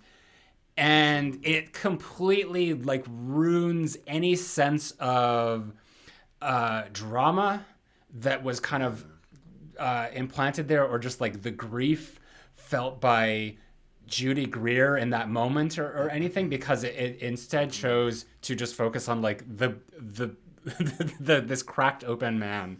Rather than her, we've just spent this time with her. She's just like, you'll be okay here. Right. And then we don't see her like reaction to it. I don't think we just saw like we saw what's his face, Charles Cypher. So he's just like, we're the monsters, like we did it. Well, so I agree with I agree with also. you. Like I don't think that moment was properly set up. No, it wasn't. But that's just an example. It's an extreme example of just like going for the pain, the just making something look like painful and disgusting, rather than going for the hurt of it in the eyes of the characters. Hurt. Yeah. You can get like a really theatrical tableau, but that's nothing compared to just like a silent, broken heart that you can really identify. Like in the only word I can use is like a visceral way. The way we feel empathy for each other. And that's another thing I love about this movie, is that it's a horror movie that I could eat popcorn to, but it's also something that I can deeply connect with, and that's rare. That's rare, especially in like movies about teenagers getting slashed. It's an absolute rarity. I also love the introduction of new elements, because I feel like Chuck Russell had as much of a regard for what came before as he could, and not just history of cinema, but also just this franchise up until this point. I even felt an allusion to two a little bit, because the only time I think heat is really introduced as a factor in the first movie is when Nancy has to like burn herself to wake herself up by putting her arm on the pipe when Freddy's doing the tongue thing and the hands up and everything like that, and it just gets her. But in the second movie, it was throughout, like this oppressive heat and the melting and the steam. Oh, how sweaty that kid got. Like that poor Mark kid, Batten. Sweating through his sheets every morning. But in this movie, I felt like once they were all in the group room, and all of a sudden the walls start kind of like coming in and cracking away, and all of a sudden you see the doorknob get glowing red, and like I think at one point Kincaid tries to use his super dream strength to push the wall away, and it burns his hands, it scalds him. And I was just kind of like, oh, this hasn't been really all that utilized by Wes either. This is something that feels very connected to the second movie. Good for you, Chuck Russell. I see you. Jason died by water, Freddy by fire. How do we use that? Because I feel like there's always like it's just like this like fire motif that follows Freddy wherever he goes. I mean, I like that. I like the motif of just like the elements for those individual characters. So just of course anything. Absolutely. Like I imagine that like the closer you get to Freddy. Almost in the way like in Friday the 13th, like the closer the killer is, the more the Harry Manfredini score plays. The closer you are to Freddy, the hotter it gets, the sweatier everyone gets. Like when people are sweating and the walls are melting or whatever, it's just like Freddy's around just because he emanates this heat off of his like burnt charred body or whatever. So no, I like that. I think that's effective. Yeah, this really is my favorite. This is my favorite. Oh, good. I'm glad. I'm just going to keep saying it. Because also the introduction of new characters, I feel, are absolutely more than complimentary to the franchise. Like, I mean, they do seem to supplement questions that I didn't even know I had, like with Sister Mary Helena. I love how she's played by Nan Martin. And because, again, Nan Martin has this wonderful ethereal quality. She's got that kind of, sweet sounding voice that can also turn very dark when she talks about the bastard son of 100 maniacs. And again, an origin story that is so fantastical, so out there. But as she's telling it, because we get two origin stories with Freddy. Being introduced, like we get that one dolly shot of Nancy when she's in group, when she's talking about you, when she finishes it with, "You are the last of the Elm Street children," and it made me think about when Paul in Friday 2 is telling the story. Let me tell you, give it to you straight about Jason. Yeah, he's out there and he's hungry. As we dolly in on him, that's what they do for Nancy, but with Nan Martin delivering Amanda Kruger's lines, that's the one. That could have gone either way, It could have easily not worked, but because of her performance and because he is so despicable, I have no problem believing that he's just, like this demon seed. That it's not if it's not that he was born of demons, he was born of an almost demonic act, I mean, this is the kind of thing you would read about in like Greek tragedy or something like that. It's so gothic and so. I don't know. I feel like it just kind of adds to the Catholic angle that they go. And I was raised Catholic. I don't really embrace it now, but certain things trigger me back to my Catholicism, like internally. And this movie is one of those things where I'm just kind of like, listen to her, man. She knows what she's talking about. No, I really like it because like I think it does add nuance to the story because we've already get our backstory that we've known since the beginning of just like how like what the parents did and all of that, but it kind of it just plants a seed of just like what is Freddy beyond that, and it's not done in a way here that's sort of like adding almost too much exposition. Like it's done in a very seamless way, and I'd say it's also done in a very smart way because it sets up the next 3 movies in a way, because like everything that happens here and just like the introduction of Amanda like really plays into, from what my memory the only thing that I do really remember about like 4, 5, and 6 is just sort of that idea of like the bastard son of however many maniacs, 100 or is it 1,000? 100. 1,000 would be a lot. That would, it was only 100. We're not crazy, but 101. But yeah, like it's subtle enough. Like it doesn't take away from like the immediacy of everything else that's happening. It's almost like this side story in the movie and this sort of journey with Neil. And actually, this is a question I have because I don't remember. Does he come back? Is he in any of the other movies? He is the most unsung hero of the franchise, in my opinion, because Yeah. nobody ever, whenever people talk about this movie, nobody talks about him. And I think he does a great job. The actor, I wrote his name because I can't even remember it. Craig Wasson.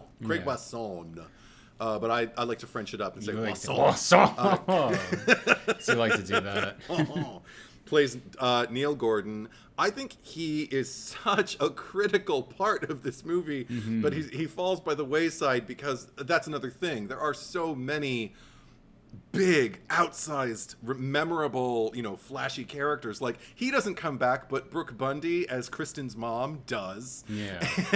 And I love her, and I'm glad that she does. I think that the reason why he didn't is, and again, it goes back to the whole MTV aspect of it, because they did want to make it a more teen-centric franchise. And I mean, that probably is a mistake why, maybe it goes a little downhill from this point on. Because I think that if of all the characters, like we definitely do get a lot of time with Kristen, but I'd say that the we have just as an integral role with the Neil character, and I feel like the movie ends with him. He now has Kristen's popsicle stick papier-mâché house. He has the doll that is like Malaysian Dream doll. From Nancy. He has, I mean, they both have like a connection to Nancy, but I would say his connection to Nancy was much stronger, just in terms of they spend a lot of time together.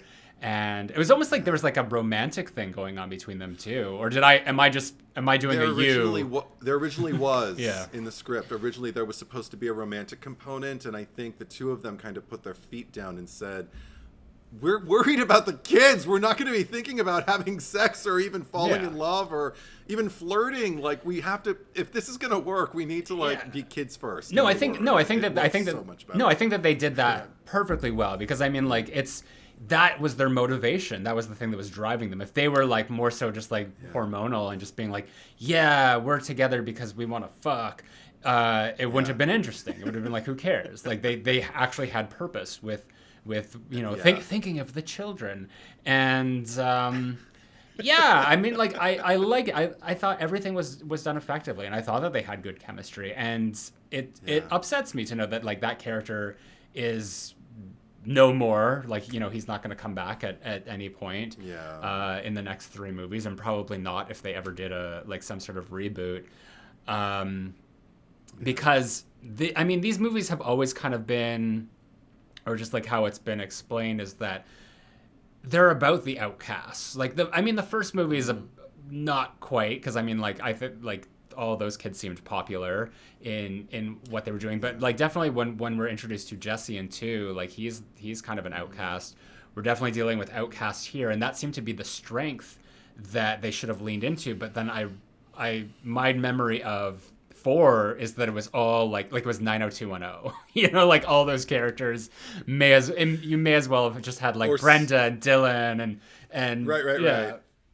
Very Saved by the Bell, where it's like, our group has one of everyone, and I don't mind that either. I kind of like, but see, in that vein, it kind of makes them outsiders, and we'll discuss this when we discuss Master. But one thing I will say is just, it kind of makes them outsiders in that they don't belong to cliques. They just kind of define their friendships for themselves. It's like, I like you, you're my friend, and that's something I always glommed onto fair enough. that particular movie. But in this one, I like that it's just kind of like by situation. They're all in the same dire scenario, and they have to come together, and because they all know what's at stake, they're all willing to.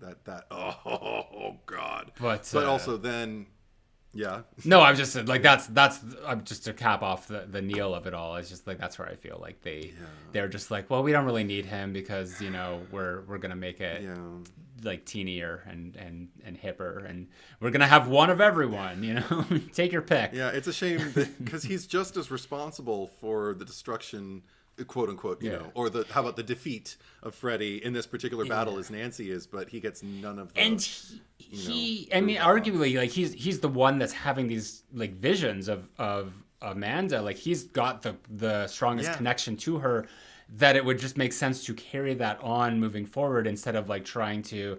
I don't remember if Amanda's in 4, but I definitely remember her in 5. So then there's this like connection between Lisa Wilcox's character and her, where it's just like you've already set that up, you've already established it in this movie, and I think that's something a lot of franchises do, and like in television as well, where just like they have a specific storyline that they want to do and tell, but they don't necessarily tell it with the right characters. And that's an important thing. You have to make sure that you're using the right characters. So that's all I'll say about 100%. that dude, Neil Wasson, Craig Wasson. Yeah. Only other thing I'll say in terms of that is I love that he's kind of like this, not mediator, because he doesn't really spend a lot of time discussing them with each other, but he's got these 2 women on either side of him. He's flanked by these 2 women who are like these voices in his ears telling him like, yes, continue, protect the children, this is how you do it, and everything like that. But I love that when he's disclosing about Amanda, he doesn't know it's Amanda yet, Sister Mary Helena, to Nancy, she's like, all right, well, whoever she is, she seems to know more about Krueger than I do. And I'm just like, yeah, awesome. She's not like, wait a minute, who is this one? It's like, it's all about like, we need all the help we can get. Everything about the attitudes that the saviors take in this movie, I can get on board with, which is why I love seeing Priscilla Pointer, Amy Irving's mom from Carrie, and in real life. It's her mom in real life? That's her mom in real life. Yeah. Oh, okay. Playing Dr. Sims. She's young enough. They'll forget. they're young enough. Very much so. Yeah. But she's here. She is playing Dr. Elizabeth Sims, and I love that she says she's been to. I don't know if it's conventions, but she's definitely been kind of like accosted by fans who tell her they know her from, Dream Warriors, but they hated her character and why was she such a bad guy? And she's like, I didn't think I was a bad guy when I was playing those scenes. I had the kid's best interest. I thought I was a good guy. And I'm like, you didn't read the whole script, did you? Yeah. Well, there's kind of like everything this. About... No, go on. There's No, it's just because everything about the way that character is constructed is just resistance and absolute inability to kind of like compute what the children are telling her. And even what made her kind of like go over the edge for me, she's just annoying up until that point, but when Neil tells her, when he's completely pulled off, when Joey goes in the coma and he's got the come and get him bitch on his chest and everything, and he says to his parting words to Dr. Sims are, will you promise me that you will help them and that you will listen to them? And she says, of course I will. And then the next scene, we see her not listening to Kristen, telling her, we're going to put you to sleep. And she's just like, you bitch, you killing us. Mm-hmm. And she's just kind of watching her like, why would she talk to me like that? Why would she say those things? And I'm like, Big, you need to fucking listen. Anyway, that's what I wanted to express. No, it's good. Well, the whole movie, it's almost like a horror version of One Flew Over the Cuckoo's Nest. Which I mean is a horror version in itself, but I just like equate that character to the Louise Fletcher Nurse Raditch. So Ratchet, Ratchet. Nurse Radish. He calls her Nurse Rat shit in the script. Yeah, in One Flew Over. Yeah, it's been a while since I've seen it. Disrespecting her. Yeah. I want to watch it. Oscar nomination. Come on. Only one. Yeah. But oh my god, it's so well deserved. No one has done a better stutter cinematically than Brad Dourif in One Flew Over the Cuckoo's Nest. Mm-hmm. Anyway, we're getting off topic, but we are. You're right. But that's what we do here. We get off topic and then we reel it back in. This is a Cuckoo's Nest Freddy movie. I agree 100%. I'm trying to think if there's anything else. I mean, I obviously I could talk about this for another 3 hours, but I don't know if we want I to don't do think that. I can. I mean, I'm winding down, and I feel like we're at a good point here. So I mean, yeah. If there's nothing else, we can move it along. I'm ready to move it on. All right, let's move it along to the cherry picker. It's not like we kill people. On purpose. All right, our favorite part, the cherry on top. I mean, I know that we've been talking about a lot of great people in this movie, but I mean, like, is it going to be anyone other than Nancy? Come on. No. I mean, I do want to say I don't feel like we talked much about Robert Englund. No, we didn't say anything. Shout out. Yeah. We really didn't talk about Freddy at all. So just really quickly, that's something I should say. Yeah. Like, totally there, totally brought it, embraced everything he had done in both movies and more, and somehow was like seemed to be in on the track that they were taking his character. He knew exactly what movie he was in. He knew exactly how to fill the screen. He had, again, that kind of like old, like, I don't know, like movie monster kind of like energy, but also had this fresh, when he's chasing after Kristen down that hallway the first time we see him in the movie, he's so fucking athletic. Yeah. When she's like running on the spot, that's such a creepy moment. When she's like running through the pudding or whatever she's stuck in, and he's just kind of going after her with that hand and everything like that. I'm just like, oh my God, he's more alive than ever. It's terrifying. And he God, did Robert Englund show up to work? I mean, he always does, but it's worth noting. This movie, Robert Englund earned the paycheck and more. It's interesting that we did kind of like gloss over him in general. And I don't think that has nothing to do with him, because like everything that you said is absolutely 100% true. I think it's just a case that the story and the characters work so well in this that they steal the show. Like this is not one of the Freddy Krueger movies where it's just like everyone sucks. You know, where there's some movies that we've done where it's just like, I hate all these people. Good for him. Keep killing them. Yeah.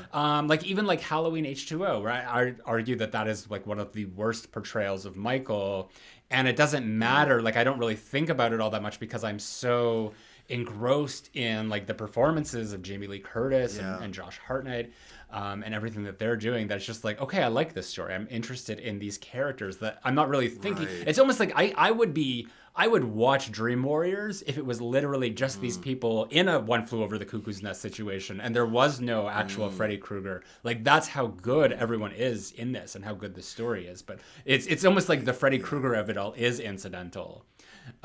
He's just the designated oppressive force, and he shows up. Like, he definitely fills that role. But you're right. It's not this. There are later chapters where we get a little bit more exposure and insight to his inner workings, and to like what his priorities are, or even what his reactions are to people like his mother or other members of his family, shall we say. Yeah. But in this particular one, he's still largely just kind of like the boogeyman. It works, but he is not the most interesting character on screen. I'll say that much. I'm not at all. Yeah. All right. Okay, so cherry picker. Yes, it's Nancy Thompson. Yeah. Cherry picker. So, oh my gosh, I'm still looking at Bride of Chucky from forever ago. So, last time on the cherry picker, we asked you who deserves to die the most in Halloween Resurrection. I nominated Sarah Moyer. You nominated Freddie Harris is his name, aka Busta Rhymes. I feel like most people have just like said there's no Freddy, it's literally just Busta Rhymes. So across just like Jared Leto. It's Jared Leto. There we go. Across Patreon, Instagram, and YouTube, the final tally was 472 for Sarah versus 696 for Freddy. You won, kid. You won. Yay! And it's interesting because the Patreon poll was actually in favor of Sarah being more deserving. So that was Patreon. And then the Instagram one was, he was ahead, but it was a lot closer. But then on Very close, yeah. YouTube, it was just like completely one-sided, almost like, well, not completely, but it was like I think like 60% for Freddy versus 40, or like 30 65 35. So let's Fucking just, electoral college. right. That's basically what it comes down to. And I want to read some of these 39% to 61% on YouTube. So Chris, dark color. Sarah, by default. I'm a huge Freddy defender.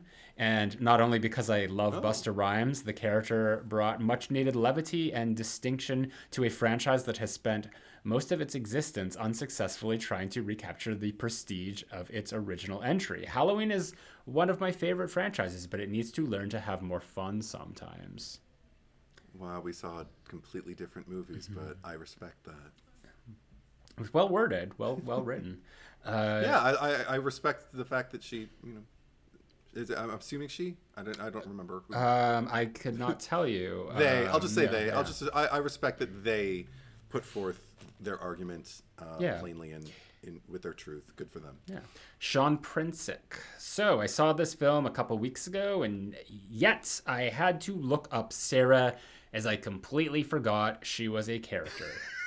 Therefore, I have to pick Freddy, because he at least left an impression. Even though he does somehow save the day, I still can't forgive the fact that he set everything in motion. My personal favorite has to go to Katie Sackhoff in one of her earliest roles. I know this is going to sound sacrilegious, especially for Zach, but this film is a textbook guilty pleasure for me. If you skip the crap opening with Laurie and just watch it as an alternate reality version of Michael Myers, it's kind of enjoyable for how bad it is. I never hold the films after the original Halloween to the same standard, so it doesn't bother me that Resurrection is as bad as it is. Studios will never learn, so we have to get our enjoyment where we can. Maybe I should try watching it without that opening scene and just, again, no Michael Myers. It's just the killer, just see how that does for me. The opening scene is kind of the best and worst part of the movie. Yeah. And I mean, like, there's nothing. Like, I was even going over what is the best scene? Like, if you could lift one scene out of every movie, what is the best scene? And I was trying to think of Halloween Resurrection. It's just like nothing in even the opening scene is terrible, but like everything after that, like, is there really a best scene?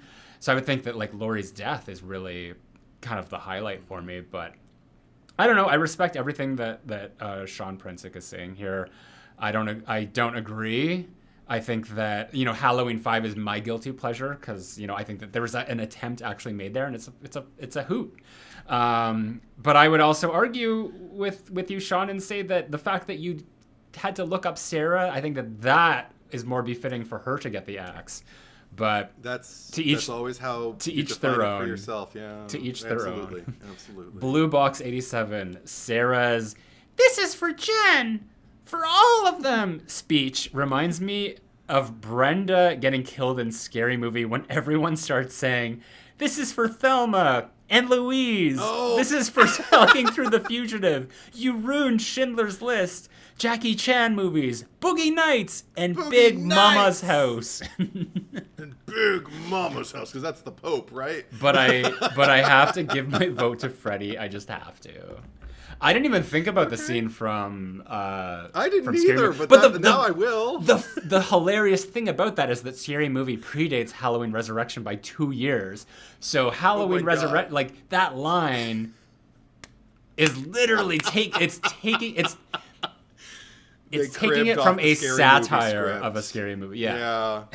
Oh my god. And that's why she threw the chainsaw at him and just went, after she was done. Hamish says probably Freddy, not really because I've got anything against him, but because I have so much nostalgia for this movie, sitting in my mother's place of work in the back room watching Halloween Resurrection on my newly released Samsung Galaxy S2. Sarah was a queen. Oh, the way time flies. Sarah's a queen. She was. Okay, sure. Again, to each their own. Listen, you and I have spicy takes that have not been popular. That is absolutely true. Yeah, especially me lately. But I will own that. So I appreciate it. I appreciate the honesty. Spidey fan 1990. Freddy is simultaneously the best thing about the movie and the reason for the plot getting set in motion. He deserves to die plot wise, and if producers hadn't chickened out, he would have. Yeah, and we would have got the Deckard comes to the rescue. Yeah. Deckard. Yeah. Jean-Luc Deckard. Yeah.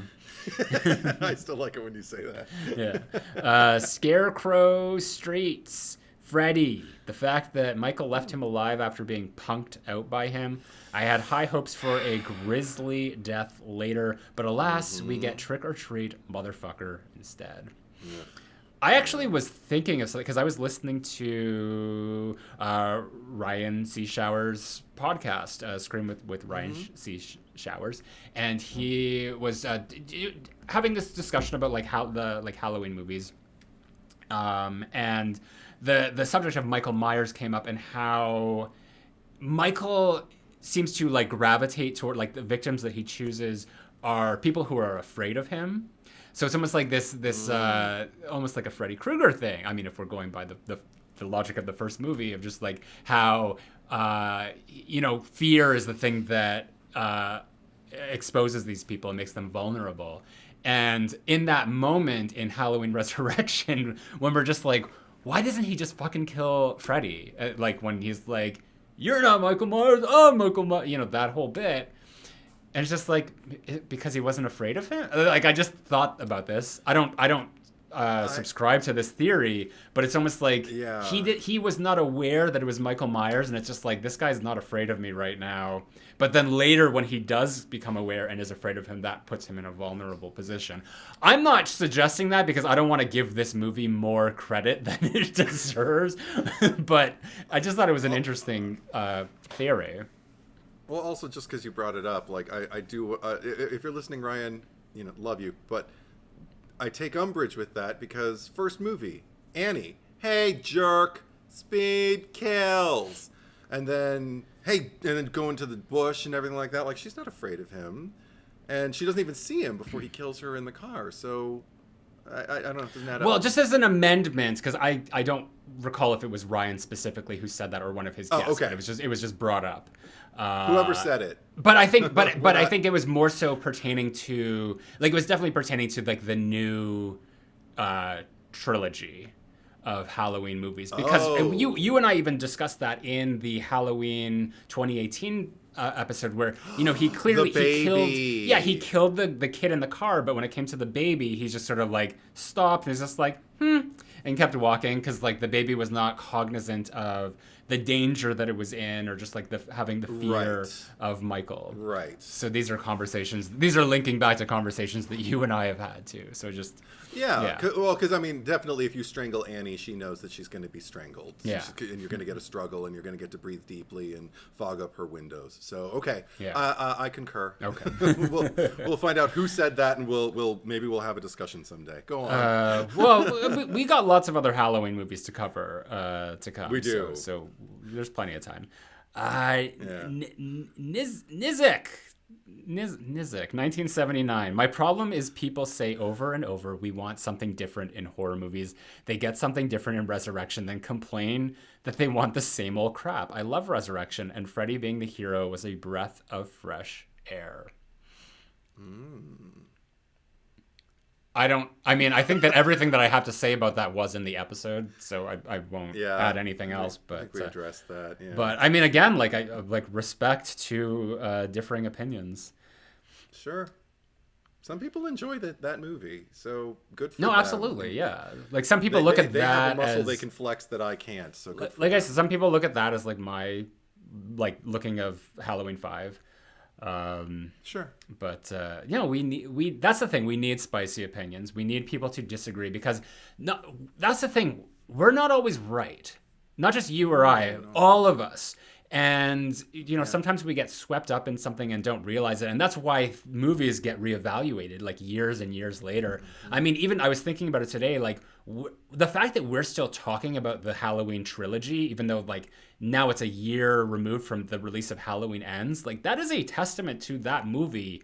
That there are still conversations being had about it. Where there's movies like Avatar: Way of the Water, which I have not seen, but like who even talks about that? I never hear anyone talk about that. When that movie came out, I had everybody messaging me being like, "Have you seen it? You gotta see this movie." And I'm like, "I'm not gonna see this movie." I don't hear anything about this movie anymore. Whereas like this Halloween movie that everyone hated, they're still talking about it. So I'm not necessarily saying that this is going to see a renaissance of sorts, but I mean, like, just know that we are not always right. And it's important to let people say what they have to say, as egregious as we might think it is. I mean, it's within reason. Like, if they're being polite, there's some rude fucking people out there. And I will always say that a spicy opinion is way higher than a rude fucking person. So I agree. So kudos to, sorry, what was the name again? Nizik, 1979. Thank you for that. I appreciate that. I don't agree, but you're doing the Lord's work by telling it as it is in your perspective. Because if the rules if the rules were reversed, I would be pissed off if I was just sort of crazy Ralphed into the corner. Like don't listen to that person. No. Anyway. Tangent over.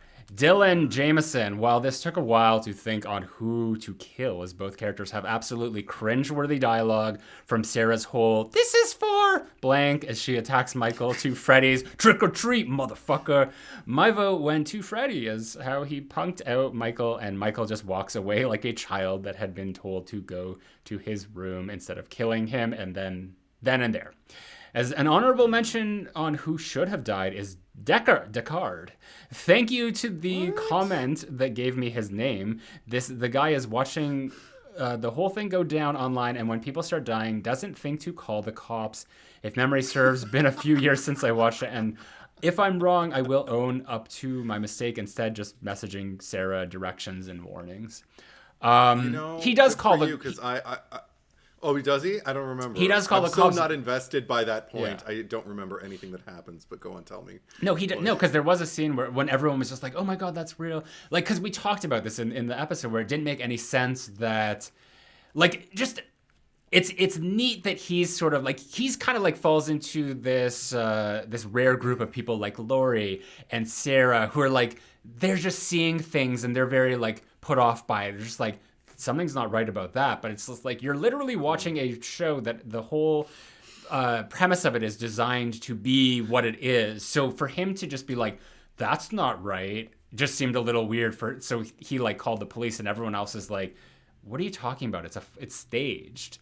So it's, I mean, I think that it was just the writing was bad. They didn't really kind of present that in a way, and that was such a B storyline that it was really hard to, they had to spend all that time in the house. They couldn't give us any of this other shit going on with Deckard and his friends. So I don't know. It's hard to like try to rationalize anything in this movie, but he did call the police, and my understanding was that the police were just like, it's a show. It's an internet show.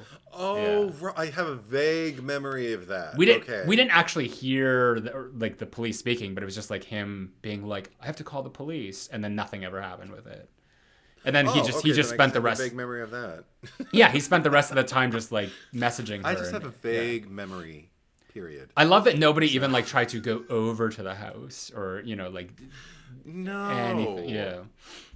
Well, I mean, he would have if the movie had stayed intact. Right. But you know what? It's almost to the movie's credit that they didn't tackle any of this logically, and I didn't even notice because I was so checked out. Yeah. So good for them. They didn't work any harder than they needed to. Jagger says, I vote for this movie. And then well, speaking of what we just referenced, Matey Blaze says, hallway, don't scream.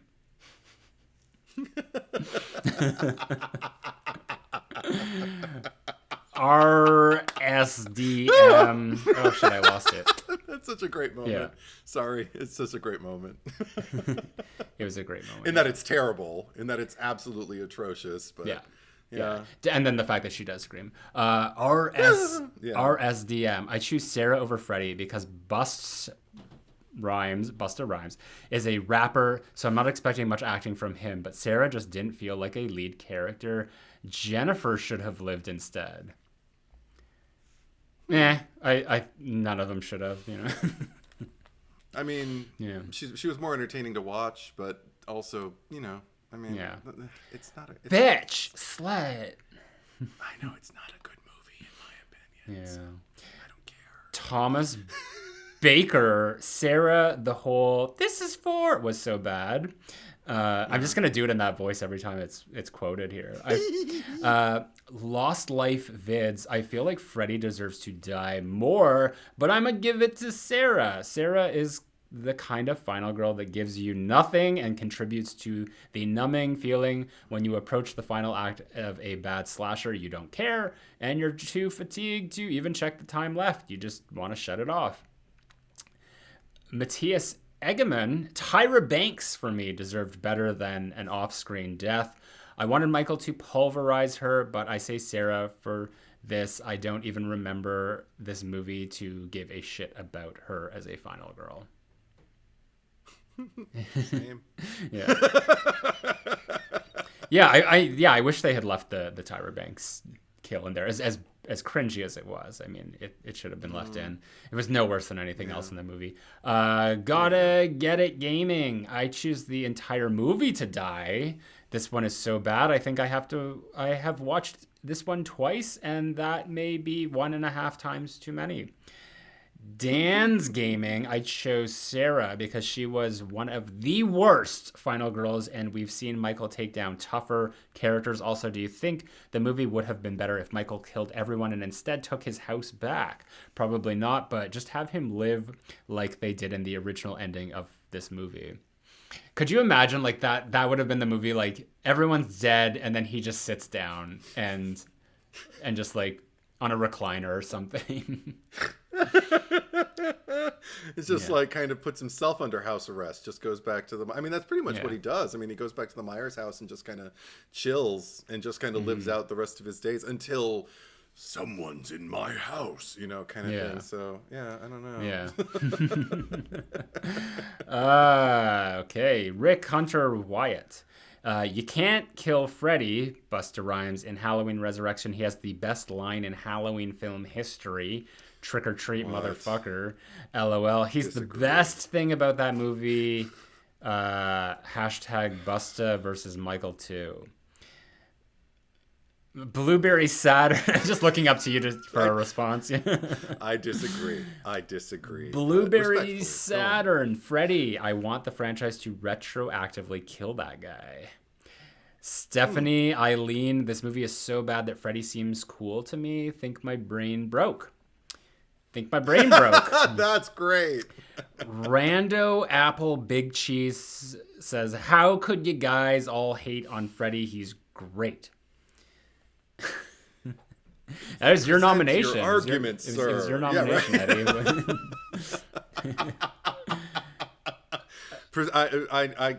I don't know how to hit that back. Like no, he's not. Yeah, period. There There's we my go. argument back. That's my rebuttal.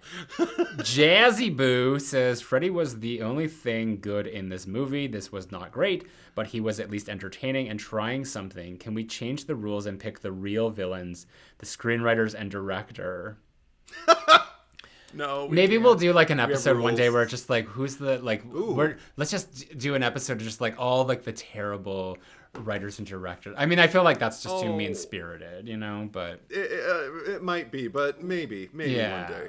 I feel like we've given the proper do's and don'ts to the people who have betrayed us. I love the do's and don'ts. The DUES and don'ts. We paid them their do's and don'ts. Yeah. Yeah, right. I like it. Mr. Check Yourself says both. Silent Saturn says Freddy is the absolute worst. I don't get the but he's entertaining defense.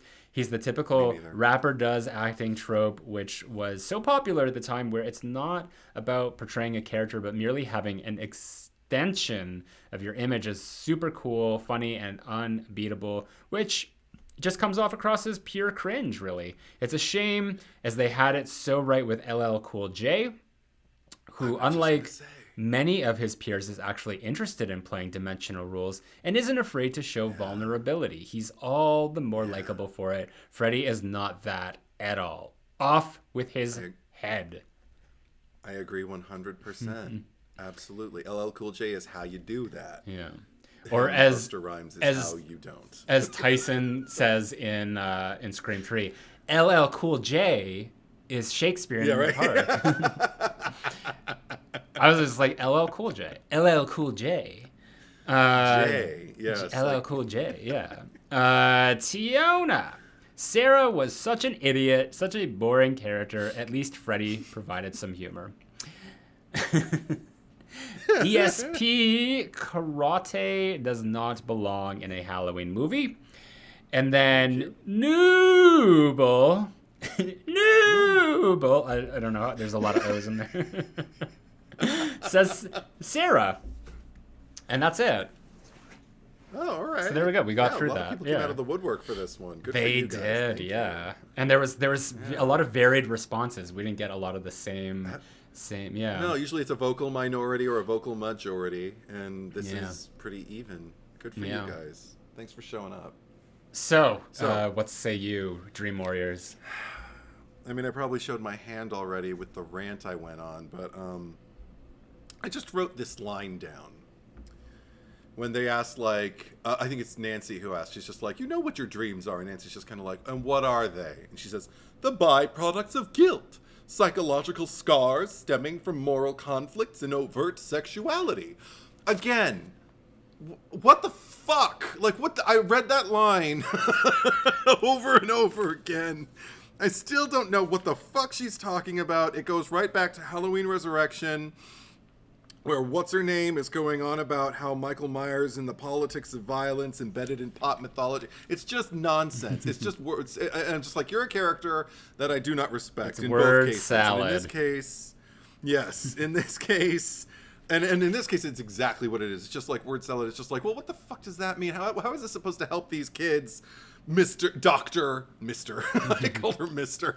Dr. Elizabeth Sims is my choice because she is in a prime position to help these kids. And as I already covered, even when she like promises to believe them, everything about her actions is rooted in a disbelief. You must disbelieve what it is that you're watching, or believe that it's coming from something other than consciousness and a rationale, in order to completely, just like silence them, isolate them, and sedate them. None of those answers would help any one of these kids, and the fact that she doesn't see that pisses me off to no end. I wanted her to die at Freddy's hand so badly when I was a kid. I still do. So there you go. Yeah. How about you? Well, I would have chosen her, but you got to her first. No, that's okay, because I'm gonna choose a character. I had to look this up just while you were saying that, because I had no idea what his name was. Lorenzo, the orderly. Who I just like immediately, he showed up on screen. I'm like, is that Michael Mancini? It could have been Thomas Calabro. It's not. It's not. It's Lorenzo, the orderly, because I mean, for a few reasons, just the fact that he's like obviously clearly has no business being an orderly.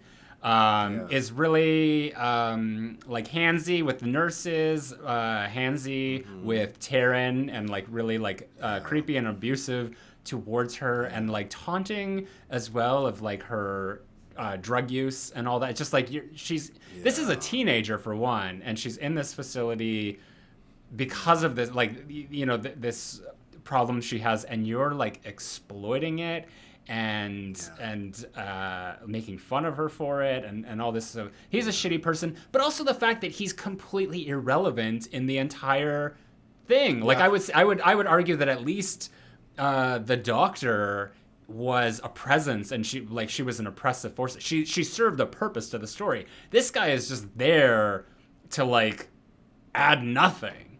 So time with him, I talked about how this was a very tight, efficient script. This guy is like, he might be the one thing that was just like, we didn't need that.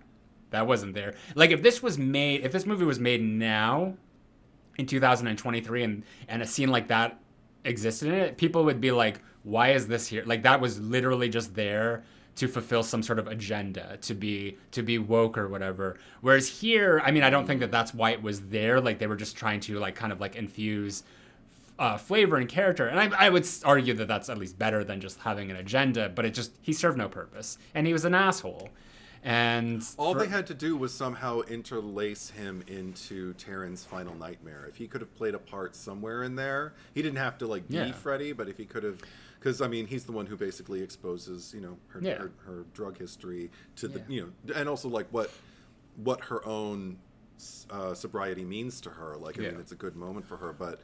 Yeah, it would have been equally impressive. It would have doubled the impact of that nightmare. Yeah, if you're gonna have shitty characters, that's fine. I'm not saying that you can't have shitty characters, but do more with them. Like, we talked about this in Scream 6 with that Frankie dude. He should have been in it more. He should have come back and just been an issue. I think there was originally a thing where he was gonna be on when they're having the conversation in the park, the franchise talk, and he was going to come back again and be obnoxious, and then he was going to get tased in the balls for a second time. I read somewhere.